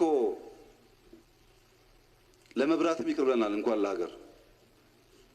የፈረቃ መብራት እንኳን ጎጂ ነው፣ ኢኮኖሚ ይጎዳል ብለን ይሰራል። እንኳን ሀገር በፈረቃ መምራት ቀርቶ ፈረቃ አይሆንም ለሀገር። በጋራ ነው፣ በትብብር በትግግዝ እና ሀገርን እንደ መብራት ፈረቃ የሚያስቡ ሰዎች የፖለቲካ ቁማር ወልደው ተረኛ የሚል አባባል በስፋት ኢትዮጵያ ውስጥ ላለፉት ወራት ተካሂዷል። እኛም ውስጥ ገብቷል። ከገባ በኋላ ጥርጣሬ ስለገባን ይሄን ነገር እናጥራ ብለን ለሲቪል ሰርቪስ አሳይመንት ሰጥተን ሙሉ ዳታው እንዲታይ ያደረግን። የኢትዮጵያ ኮንስቲቲዩሽን ህግ አውጪ፣ ህግ አስፈጻሚ፣ ህግ ተርጓሚ የሚባል 3 ምሰሶዎች አሉት። ርዕሰ ብሔሯን ጨምሮ 4። እነዚህ 4 ቦዲዎች አንዱ አንደኛውን በቀጥታ የሚያዘው አይደሉም። አስፈጻሚው ፍርድ ቤት አያዝም። እናንተ ህዝብ ተወክላችሁ ሁላችን የምትቆጣጠሩንም ማለት ነው። አስፈጻሚ 2 ምክር ቤት፣ የፍርድ ቤት ፕሬዝዳንት እና የሀገር ፕሬዝዳንት ቆጥረን ስናይ ተረኝነት አይታይም። የለም ተረኝነት። በሁለቱ አፈ ጉባኤዎች፣ በፍርድ ቤት ፕሬዝዳንት፣ በሀገር ፕሬዝዳንት እና ጠቅላይ ሚኒስትር አንድ ኦሮሞ ነው ያለው። ስለዚህ ተረኛ ሊሆን አይችልም። አንድ ደግሞ ይገባዋል ብዬ አስባለሁ። ያንሳል ሊባል ይችላል፣ ግን ቢያንስ ይገባዋል ብዬ አስባለሁ። አይ በዛ ደረጃ አይደለም በሚኒስቴር ደረጃ ነው ያለው ችግሩ ተብሎ ታየ። ኢትዮጵያ 22 ካቢኔ ያላት ዛሬ 6 ኦሮሞ፣ 6 አማራ፣ 6 ደቡብ ሆኖ አያውቅም። በኢህአደግ ጊዜ 7 ኦሮሞ፣ 5 አማራ ነው የሚደረገው። ኮታው እንደሱ ነው። አሁን 6 ኦሮሞ፣ 6 አማራ፣ 6 ደቡብ ናቸው። በሚኒስቴር ደረጃ የለም። ውሸት ነው። አይ በሰራተኛ ደረጃ ይሆናል። እንደው አንዳንዶች ደውለውልኝ ኦሮምኛ የማይናገር ሰው ሰርቪስ አያገኝም ኢትዮጵያ ውስጥ ብለውኝም ስለነበር አንዳንድ ሰዎች በሰራተኛ ደረጃ ስናይ በዚህ ፓርላማ፣ በፌዴሬሽን ምክር ቤት፣ በፕሬዝዳንት ኦፊስ፣ በጠቅላይ ሚኒስትር ቢሮ፣ በአራቱም ተቋማት ኦሮሞ አንደኛ ቁጥር የለውም። ዘሆል ሰራተኛ ሲቆጠር 2ኛ ቁጥር ነው ያለው። 22 ካቢኔዎች አሉ። በ22ቱ ሚኒስትሪ ግብርናን ጨምሮ በጣም ብዙ ግብርና ውስጥ ኦሮሞ ይበዛ ስለሚባል ግብርናን ጨምሮ በ22ቱ ሚኒስትሪ ኦሮሞ 2ኛ እንጂ አንድም ቦታ አንደኛ ቁጥር የለውም። አንድም ቦታ። ይህ የተጣራ ፋክት ነው። ሄዳችሁ ሲቪል ሰርቪስ ከሰዓት ማየት ትችላላችሁ። በስልጣንም የለም፣ በሰራተኛም የለም። እንኳን ትርፍ ሊወስድ የሚገባውን አላገኘም። የለም። አይ በልማት ድርጅቶች ይሆናል ብለን ልማት ድርጅቶች ፈትሸናል። አንድ ኤግዛምፕል ላንስ። አየር መንገድ ኤክስኪዩቲቭ የሚባለው ማኔጅመንት ላይ ያለው አየር መንገድ የሚመራው 74% አማራ፣ 5% ትግራይ፣ 5% ኦሮሞ፣ 16% ደግሞ የተለያዩ ብሔሮች ደቡብና ብሔሮች አሉበት። 5% ነው ኦሮሞ ኤክስኪዩቲቭ ላይ ያለው። አይ እሱን ደግሞ ትተን ውጭ ሀገር አየር መንገድ በጣም ሰፊ ቦታ ስለሚሸፍን የውጭ ውክልናው እንደ ኤምባሲ ነው። ሰፋ ያለ ሪሶርስ ሰፋ ያለ ነገር ስለሚሰራ በኤምባሲ ደረጃ ይታያል። ኤምባሲ የሌለበትም ራሱ አየር መንገድ የሚሰራበት አለ ብለን ስናይ በውጭ 52% አማራ፣ 16% ኦሮሞ፣ 15% ትግራይ፣ ሌላ 17% የተቀሩት ይዘውታል። ፋክቱ ይሄ ነው። የትም ቢሮ ብትገባ ቴሌም ግባ የትም ግባ ፋክቱ ይሄ ነው። ለምን ተረኛ ተባለታል? ለምን ነው ተረኝነት የሚለው ጉዳይ የጦዘው? አንደኛ የምክር ቤት መጠየቅ የለበትም። ህግ አውጣ። ደቡብ አፍሪካ ህግ አለ፣ ኬንያ ህግ አለ። ማንም ሰው እኔም ሆንኩ ማንም ሰው ካላግባብ የህዝቦች ውክልና መጣስ የሌለበት ህጉ ይሄ ነው። እምነትን፣ ጾታን፣ ብሔርን ታሳቢ አድርገህ በዚህ ሬሾር መቅጠር ያለብህ ብላችሁ ህግ አውጡ። ቋሚ የሚሆነው እሱ ነው። ማንም መክሰስ የለበትም። በህግ አግባብ መስራት አለበት። ከኬንያ ከደቡብ አፍሪካ ልምድ ውሰዱ። ሁለተኛው ችግር ትግራይና ኦሮሞን እኩል አድርጎ ማየት አለ።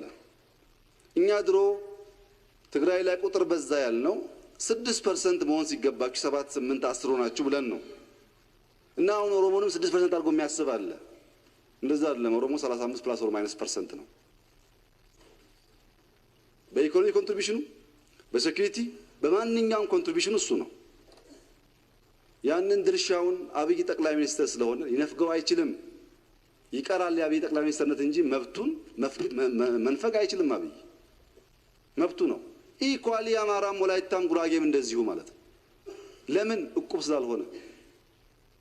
አሁን ማሸማቀቂያ ነው እንግዲህ ተረኛ ምናምን ብሎ አሸማቆ አንገት ማስደፊያ ነው። ስናይ ግን እንኳን ተረኝነት ገና የለም።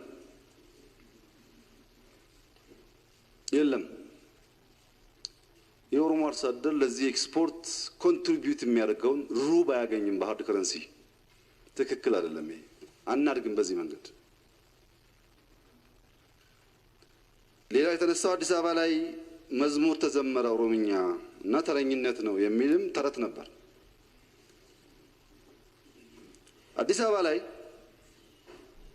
ከፍተኛ ኦሮሞ ጠል ኃይሎች ኦሮሞን የሚጠሉ ግን ኢትዮጵያ ውስጥ መኖር የሚያስቡ ኢትዮጵያን የሚያስቡ ሰዎች ኦሮምኛ ተዘመረ አሉ። የግሪክ ትምህርት ቤት አለ አዲስ አበባ ውስጥ፣ ሊሴ አለ፣ ፈረንሳይ ትምህርት ቤት፣ ጣሊያን ትምህርት ቤት አለ፣ ጀርመን አለ፣ ማሪፍ አለ፣ የቱርክ ኢንተርናሽናል ኮሚኒቲ ስኩል አለ። ይሄ ሁሉ በቋንቋ ነው የሚዘምረው። ሊሴ ሲዘምር ያላመመው ኦሮምኛ ሲዘምር የሚያመው ኢትዮጵያዊ ምን ኢትዮጵያ ይባላል? አሁን ኢትዮጵያዊ ነው። ትክክል አይደለም። ከየት መጣ ያላችሁ እንደሆነ ገና ለውጥ ሳይመጣ ኦሮምኛ አዲስ አበባ ውስጥ ኦሮሞ ልጆች መማር አልቻሉም ተብሎ 4፣ 5 ትምህርት ቤት አካባቢ ኦሮሚያ መንግስት ፋይናንስ አድርጎ ተሰርቶ ኦሮምኛ ቋንቋ የሚማሩ በሺዎች የሚቆጠሩ ልጆች አሉ የሚማሩበት። ልክ እንደ ማሪፍ መዘመር ተረኝነት ነው። እኔ ባህር ዳርም ቢዘመር በሻሻም ቢዘመር ትግረኛ አማርኛ ችግር የለብኝም። እኔ አማርኛ በመናገር ትግረኛ በመናገር ተጠቃሚ እንጂ ተጎጂ አይደለሁ። ግን በዛ ደረጃ ጥላቻ ጥሩ አይደለም። ኦሮሚያን ለአዲስ አበባ ውሃ አላመጣህም ብለን እየጨውንበት ቆሻሻ ሲደፋበት እያየን እየተቀበልን ኦሮምኛ ስንሰማ እንደዛ የሚጎረብጠን ከሆነ እንዴት በጋራ መኖር ይቻላል? መቻቻል ማለት እኮ እሱ ነው። አላሁ አክበር ሲባል ኦርቶዶክስ እንዳይሰማ ክርስቲያን እንዳይሰማ ማለት አይቻልም። ይሰማና ይታገሳል። ምክንያቱም አብሮ መኖር አለባቸው። ክርስትናም ደግሞ ሲቀድስ እስላም መስማት አይከለከልም። ስፒከሩ ውጭ ነው ያለው። ገና የሳውንድ ህግ አልወጣም ኢትዮጵያ ውስጥ። ይሰማል፣ ግን አብሮ ለመኖር ይችላል። ያ አይነት ዝንባሌ ጥሩ ይመስለኛል። እየለጠጡ ነገሩን ፖለቲሳይዝ ማድረግ ጥሩ አይደለም። ሁለተኛው ችግር ደግሞ ለፓርቲ የገለጽኩት መንገድ አለ፣ እዚህ አልገልጸውም። ጀማሪ ሃይማኖተኞች ደግሞ አሉ። ገና እምነት ሲቀበሉ ሰዎች ሁሉ ነገር ጌታ ጌታ ጌታ እንደሚሆነው ማለት ነው። ወደዚህኛዎቹ ብተች ይችላል ብዬ ነው። ሁላችሁም ጋር አለ ችግሩ፣ ግን እኛ ጋር ይበዛል።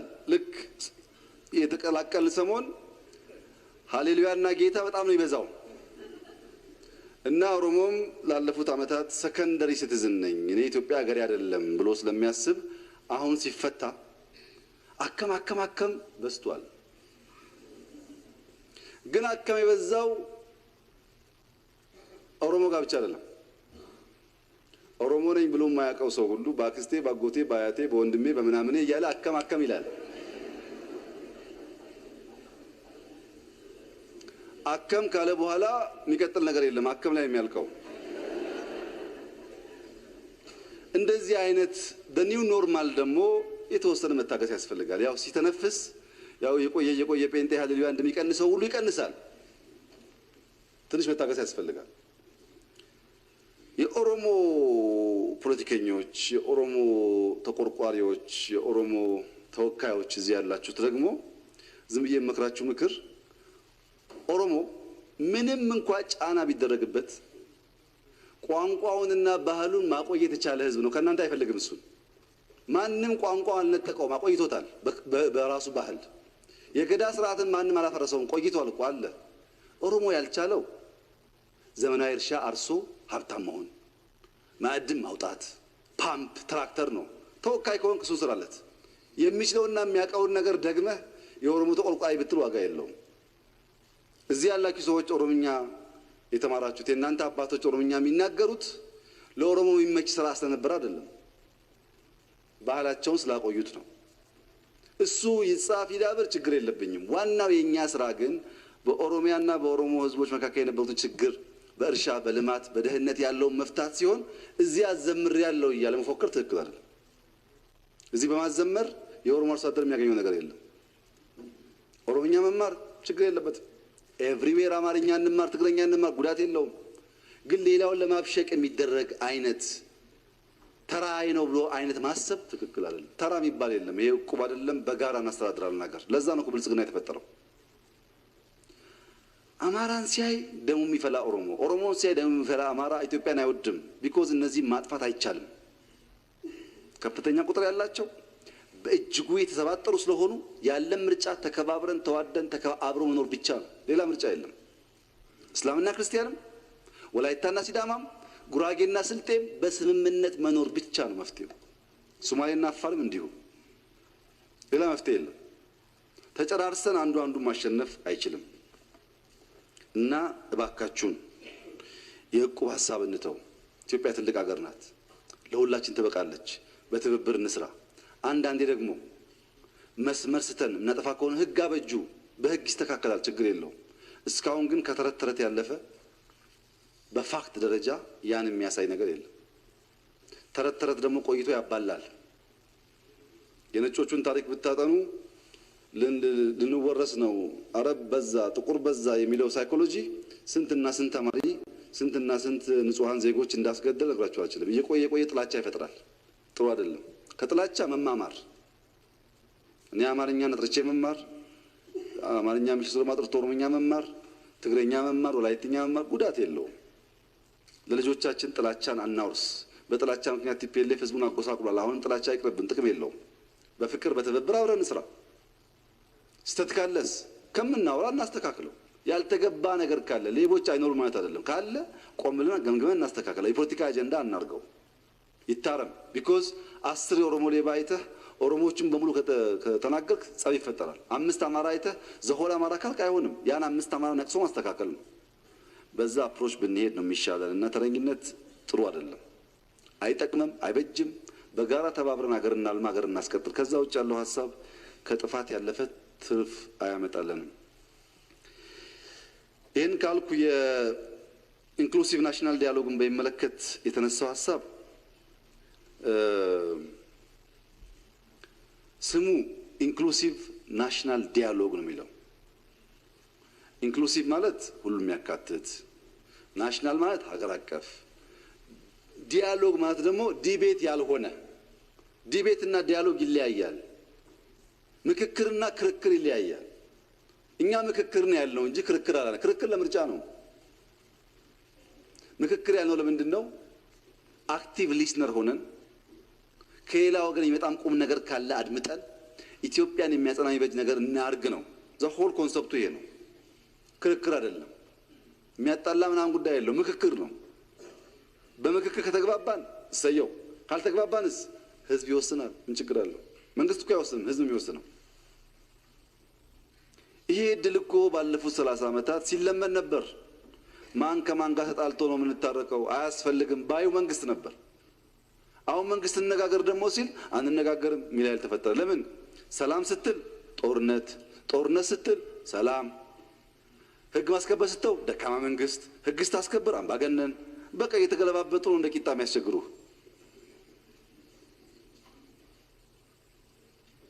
ቋሚ ቦታ የለም። እና እኛ ኮሚሽኑን በሚመለከት 3 መሰረታዊ ነገር አድርገናል። አንደኛ ኮሚሽን የማቋቋም ስልጣን ያስፈጻሚ ነው። ግዴን ለምጃችን እናውጣና ምክር ቤት ያቋቁም ያልነው ስልጣናችንን ህገ መንግስታዊ ስልጣን የሰጠናችሁ ዋናው ምክንያት ተአማኝ ተቋም እንዲሆን ነው። ማቋቋም ሲገባን አቋቁማችኋል። ሁለተኛ በየትም ሀገር ንግግር ሲደረግ አጀንዳ የሚወስን መንግስት ነው። በዚህ ጉዳይ ወያያለው ይሄን አልወያይ የሚል መንግስት ነው። እኛ አጀንዳ መወያየትም የሰጠን ስልጣን ለኮሚሽኑ ነው። አጀንዳ ራሱ አነጋግሮ አመካክሮ ሴት ያደርግ ነው ያልነው እንጂ በዚህ ጉዳይ እንወያያለን በዚህ ጉዳይ አንወያይም አላልንም። ሶስተኛ ተሳታፊዎች የመወሰን ስልጣን የመንግስት ነው። ከእንትና ጋር አደራደራለሁ ከእንትና ጋር አደራደርም ማለት እኛ አላልንም። ኮሚሽኑ የፈለገውን ሰው አምጥቶ በሰላማዊ መንገድ ንግግር ካለ ዝግጁ ነን ያልነው። 3 መሰረታዊ ጉዳይ ያልነበረ የፈቀድነው አለ። ምክር ቤቱም ክብርና ምስጋና ይገባዋል። በሀገር ደረጃ አንቱ የተባሉ ልምድ ያላቸው ይህን ጉዳይ ለመስራት ፍላጎት ያላቸው ትላልቅ ሰዎች መርጧል። እነዚህ ትላልቅ ሰዎች ከዚህ ቀደም በኮሚሽን ስራ የነበሩ አይደሉም። ኢትዮጵያ ውስጥ እኮ ናሽናል ዲያሎግ አልነበረም። ወይም ጥሩ ሐኪም ናቸው ወይም ጥሩ ዲፕሎማት ናቸው ወይም ጥሩ መምህር ናቸው እንጂ ናሽናል ዲያሎግ አልነበረም። በቅን ሐሳብ ሲጀምሩ ከደገፍናቸው ይሳካላቸዋል። ሳንደግፍ ግን አቃቂር ካወጣን ይበላሻል። ከተበላሸ ሁላችን እንጎዳለን፣ ከተሳካ እንጠቀማለን። በቅንነት የማገዙን አቲቲዩድ መጀመር ጥሩ። እስከዛሬ ድረስ ኮሚሽኑ አላገኘሁትም፣ አልተገናኘንም። ከኔ ይልቅ ኮሚሽኑ ያለበትን ነገር እናንተ መናገር ስላላችሁ፣ ምክንያቱም እናንተ ናችሁ ብዙ ከነሱ ጋር የምትሰሩት። ግን በሚዲያ በማየው በመረጃ በምሰማው ሻል ያሉ ሰዎች ናቸው። ከታገዙ ሊያሳኩት ይችላሉ። ይሄ የሰላም ዲያሎግ ብዙዎቻችን ሊያቅፍ ይችላል። በማያጣላ ጉዳይ የምንጣላ ሊያቀራርበን ይችላል የሚል ሀሳብ ነው ያለው። በእኛ በኩል ትልቅ ኮሚትመንት አለን። እነዚህ ኮሚሽኖች የኢትዮጵያ ሕዝብ እያየ በይፋ በሚደረግ ክርክር እኔ ወንድሜን ማሳመን ካልቻልኩ፣ እህቴ እኔን ማሳመን ካልቻለች፣ መላው የኢትዮጵያ ሕዝብ ስለሚወስን ወደ ውሳኔ ከመሄድ በፊት ደግሞ ለመቀራረብ ስለምንሰራ ምክክር ስለሆነ ብዙ ጉዳይ ይፈታል ብዬ ተስፋ አደርጋለሁ። ይህን የማይሳተፉ አሉ ለተባለው ምርጫም እኮ የማይሳተፉ አሉ። ስልጣን የሚሉ ሽግግር የሚሉ ምርጫ የማይሳተፉ እኮ አሉ። የምርጫ የስልጣን ምንጩ የህዝብ ድምጽ ነው ብሎ የማያስቡ አሉ። ሲፈቀድ አሁን ደግሞ ናሽናል ዲያሎግ አያስፈልግም መንግስት ቢል እንዴት ያስፈልጋል ወይ ይነሳሉ። በቃ እንደዚህ ናቸው። ዋናው በሽታ የኢትዮጵያ ፖለቲከኞች ሀገሪቱ የነሱ ብቻ ወሳኝ እነሱ ብቻ ተራው ዜጋ በሀገሩ ጉዳይ መወሰን መብት ያለው አይመስላቸውም። እነሱ የሚያውቁ እነሱ የሚወስኑ ሌላው ሰው የሚሰማቸው ይመስላቸዋል። ሴራ፣ ተንኮል፣ ቅጥፈት ነው ፖለቲካ ማለት። ይሄ ዲያሎግ እጅግ አድካሚ ስራ ነው። ቀላል ስራ ነው አይመስላችሁ። ብዙ ማንበብ መርከም ይፈልጋል። እነዚህ አቃቂር እያወጡ እየተሳደቡ ነው የለመዱ ኃይሎች ቁጭ ብሎ መስራት አይፈልጉም። አድካሚ ነው።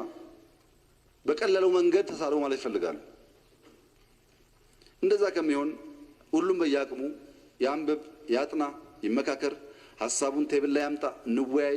ሻል ያለውን ለሀገራችን ለልጆቻችን ፒክ እናርግ፣ እሱን ኢምፕሊመንት እናርግ። የሚያዋጣው እሱ ነው።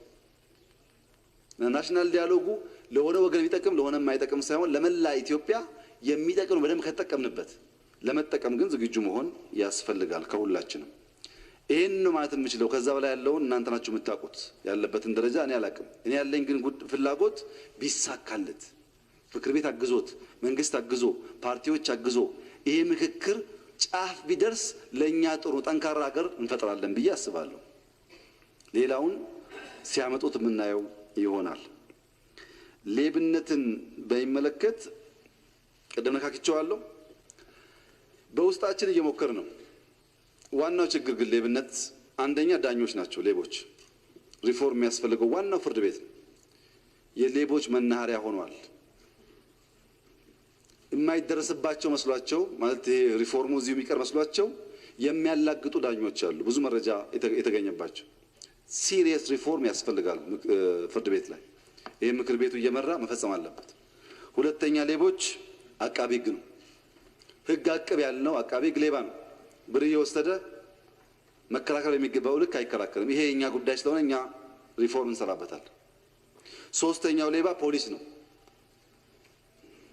አራተኛው ሌባ ኦዲተር ነው። ኦዲተር ብር የተሰረቀ አምጣ ያልነው ሁሉ እኮ ካላመጣ ኦዲተር ግኝት ይገኝብሃል እያለ ብር ይደራደራል። ኦዲተር ሌብነት የሚያስቀረው ኃይል ሁሉ ነው አደገኛ እየሆነ ያለው። ብር ለማግኛ መንገዱ ወደ ነዛ ተቋማት መግባት፣ ጸረ ሙስና የሚባለው እነዚህ በሙሉ ሌብነት የሚያጠፉ ሳይሆኑ ሌብነትን የሚያስፋፉ ሆነዋል። የእምነት ተቋማት ዋና የሌብነት ምንጭ ነው። ሕግ አውጥተን ኦዲት መደረግ አለባቸው። እያንዳንዱ የህዝቡ ሀብት ታክስ እንኳን ባይከፍሉ ለተቋሙ መዋሉ መረጋገጥ አለበት። ግለሰቦች ሀብት እያከማቹ እንደፈለጉ የሚያተራምሱበት ሀገር አይኖርም። ካሁን በኋላ ይሰበስባል፣ ኦዲት ይደረጋል። ለቤተ ክርስቲያኗ ወይ ለመስጂዱ ወይ ለቸርቹ ልማት ይውላል። በዛ አግባብ ካልተመራ አደገኛ ነገር ብዙ ነው ሌብነቱ። እነዚህን ሌቦች ከመንግስት ጋር ካሉ ሌቦች ጋር ቀላቅለን በጀመርነው መንገድ የተሻለ ሞራል ያለውን ነገር እየፈጠርን ከሄድን የምናስበውን ነገር እናሳካለን።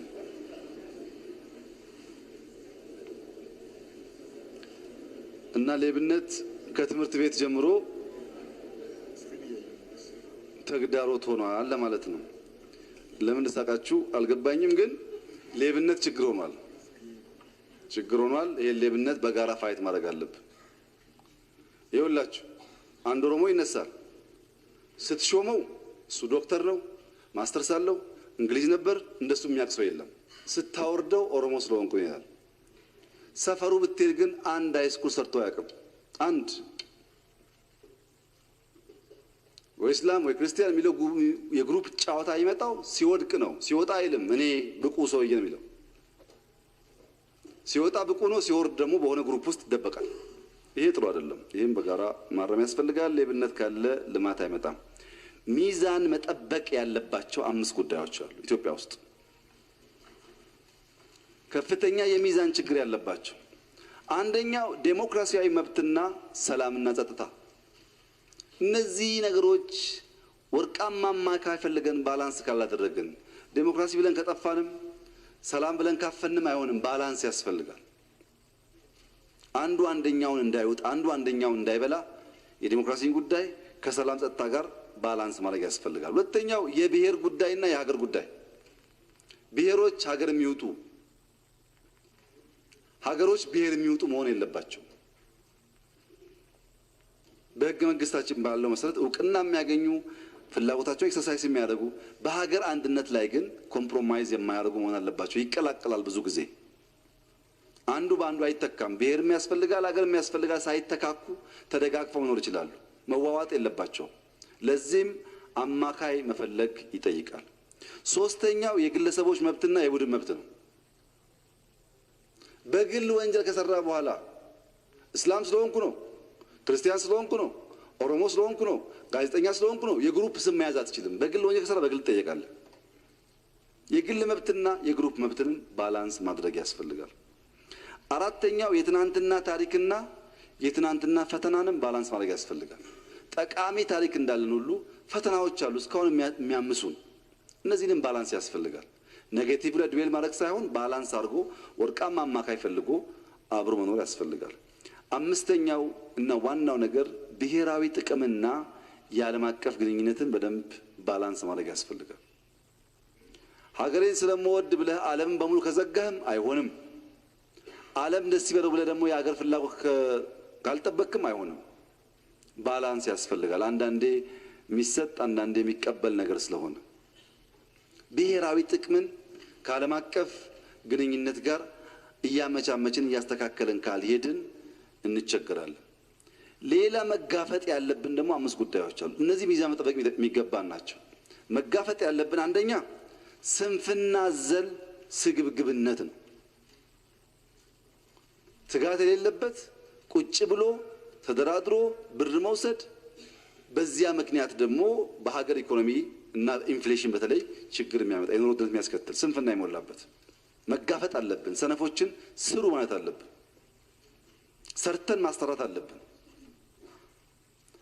ሁለተኛው የሞራል ዝቅጠት በተለይም ቅጥ ያጣ ሌብነት ፋይት ማድረግ አለብን። ኤቭሪዌር ትምህርት ቤትም ይሁን ፓርላማም ይሁን ፕራይም ሚኒስተር ኦፊስም ይሁን ቅጥ ያጣ ሌብነት ፋይት ማድረግ አለብን።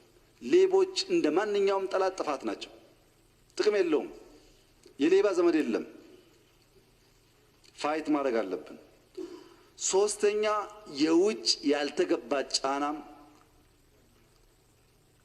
መገዳደር አለብን። ያልተገባ የናሽናል ጥቅምን የሚጎዳ ልማታችንን የሚያደናቅፍ አንድ መሆናችንን የሚያደናቅፍ ነገር ከመጣ ኖ ማለት አለብን። እናመቻመቻለን ለዲፕሎማሲ፣ ግን በሀገር አንድነት፣ በሀገር ጥቅም፣ በሀገር ልማት ይመጣ ከሆነ አንቀበልም። ይሄን ልማት አቁመውና እንነጋገር፣ ይሄን ጉዳይ አቁመውና የሚባል ነገር አንቀበልም። እኛ እየለማን እየሰራ የምንነጋገረው። ይሄንን በደንብ ኮንሸስ ሆኖ ማየት ያስፈልጋል። አራተኛ ተሻጋሪ ተቋማት። ተቋም ስንገነባ ብሔር፣ እምነት፣ ፖለቲካ አመለካከት እንዳያበላሻቸው ግልጥ ባለ እውቀትና ፖሊሲ መቃኘት አለብን። በየጊዜው የሚፈርስ ከሆነ እዳ ነው። አሁን የፈረሰ ተቋም ለመገንባት ቢሊዮን አውጥተን ከሆነ ጊዜ በኋላ ደግሞ ፈርሶ እንደገና እንጎዳለን፣ ልጆቻችን ይጎዳሉ። ተቋማት አበክረን በፕሪንሲፕል መገንባት እና ተሻጋሪ ማድረግ አለብን። ጊዜ የሚሻገሩ መሆን አለባቸው።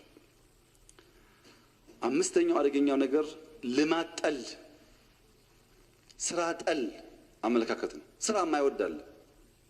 ዛሬ ይሄ ፓርላማ ቀለም ሊቀባ ነው ከተባለ በቃ ቀለም ተበላሸ፣ ነጩ አረንጓዴ የሆነ ብንጫጫ አለ። ስራ አይወድም። ዝም ብለህ ስትቀመጥ አይተችም። ለስራ ስትል ደግሞ ችግር ነው። ዩኒቲ ፓርክ ስንሰራ ጩኸት ነበር። ዛሬ ሚሊየንስ እያገኘንበት ነው። መስቀል አደባባይ ስንሰራ ጩኸት ነበር። እንደምታዩት 11 12 ብትሄዱ ስንት ሰው የሚዝናናበት። ኤቭሪዌር ኒው አይዲያ ሲመጣ አይዲያ ሊገል ይነሳል። ይሄን ፋይት ማድረግ ያስፈልጋል። ትክክል አይደለም። እኛ ባለን ጊዜ ውስጥ ቀን ከማታ ሰርተን ልማት እናመጣለን። ልማትን በሰበብ አስባብ የሚያቆም ሰው መጋፈጥ ያስፈልጋል። አይቻልም። እሱ በልመና ስፕሪት ውስጥ ማቆየት የሚፈልገውን ኃይል አይቻልም ማለት ያስፈልጋል። ሰርተን መቀየር ስላለብን እነዚህ መጋፈጥ ከቻል፣ ሌብነትን ፋይት ማድረግ ከቻል፣ ሚዛን መጠበቅ ከቻል፣ በሚቀጥሉት ዓመታት አሁን ካደረግነው በላይ ተባብረን ብንሰራ ኢትዮጵያ የብልጽግና ፋውንዴሽን ትጥላለች። አሁን ኢትዮጵያም የአፍሪካ የብልጽግና ተምሳሌት እናደርጋለን ስንል ለማኛ ኢትዮጵያ ስንዴ ኤክስፖርት ታደርጋለች ማለት እኮ አንድ ነገር ተመለሰ ማለት ነው። የዕዳ ጫና ያጎበጣት ኢትዮጵያ ዕዳ እየቀነሰች ነው ያለውን ኤክስፖርት አጠናክረን ዕዳዋን ዝቅ ካደረግን መጣ ማለት ነው። ኢንፍራስትራክቸር ችግር ያለባት መንገድ በስፋት ሰርተን ያላትና አየር መንገድ ደግሞ አባቶቻችን ይሰሩ ያቆዩትን አጠናክረን አልቀን አስበልጠን ለልጆቻችን ካስረከብን መጣ ማለት ነው። እነዚህ ናቸው እኮ ብልጽግና ምሳሌ ማለት ይሄው ብቻ ነው። አየር መንገድ መጠበቅ፣ መንገድ ማስፋት፣ ልማት ማስፋት፣ ህዳሴ መጨረስ፣ ስኳር መጨረስ፣ ኢምፖርት የምናደርጋቸውን ነገሮች እየቀነስን በሀገር ማምረት፣ የምንሸጠውን ማበራከት፣ የተረጋጋ ባላንስድ የሆነ ኢኮኖሚ መፍጠር ነው። ይሄን ለማድረግ መንግስት ቁርጠኝነቱም ብቃቱም ሙከራውም አለ። የእናንተን ድጋፍ ይፈልጋል። መላ ኢትዮጵያ ህዝብ መጪው ክረምት ነው። ተከበራችሁ ከተባላት ግሪን ሌጋሲ ኢምፖርታንት ነው። እንዳንዘናጋ እንትከል። የእርሻ ቦታ በጣም ኢምፖርታንት ነው፣ እንረስ። ሰላም በጣም ኢምፖርታንት ነው። ለሰላም እንጸልይ፣ ለሰላም እንስራ። ክረምቱን እንዳያመልጠን። ክረምቱን 13.3.5 ሚሊዮን ሄክታር ማረስ ከቻል ቅድም ያልኳችሁ ጉዳይ ከበቂ በላይ እናሳካዋለን። ክረምቱን ሚስ ካደረግን ግን ይበላሻል። ክረምቱን ሚስ እንዳናደርግ በትብብር መንፈስ እንስራ። እናንተም ደግፉን። በጎደለው እየሞላን ባጠፋነው እየታረምን እንቀጥላለን። በዚሁ ስፕሪት ኢትዮጵያን መገንባትና የማጠናከሩ ጉዳይ እንዲቀጥል አደራላችሁ ፈልጋለሁ። እጅግ አድርጌ አመሰግናለሁ።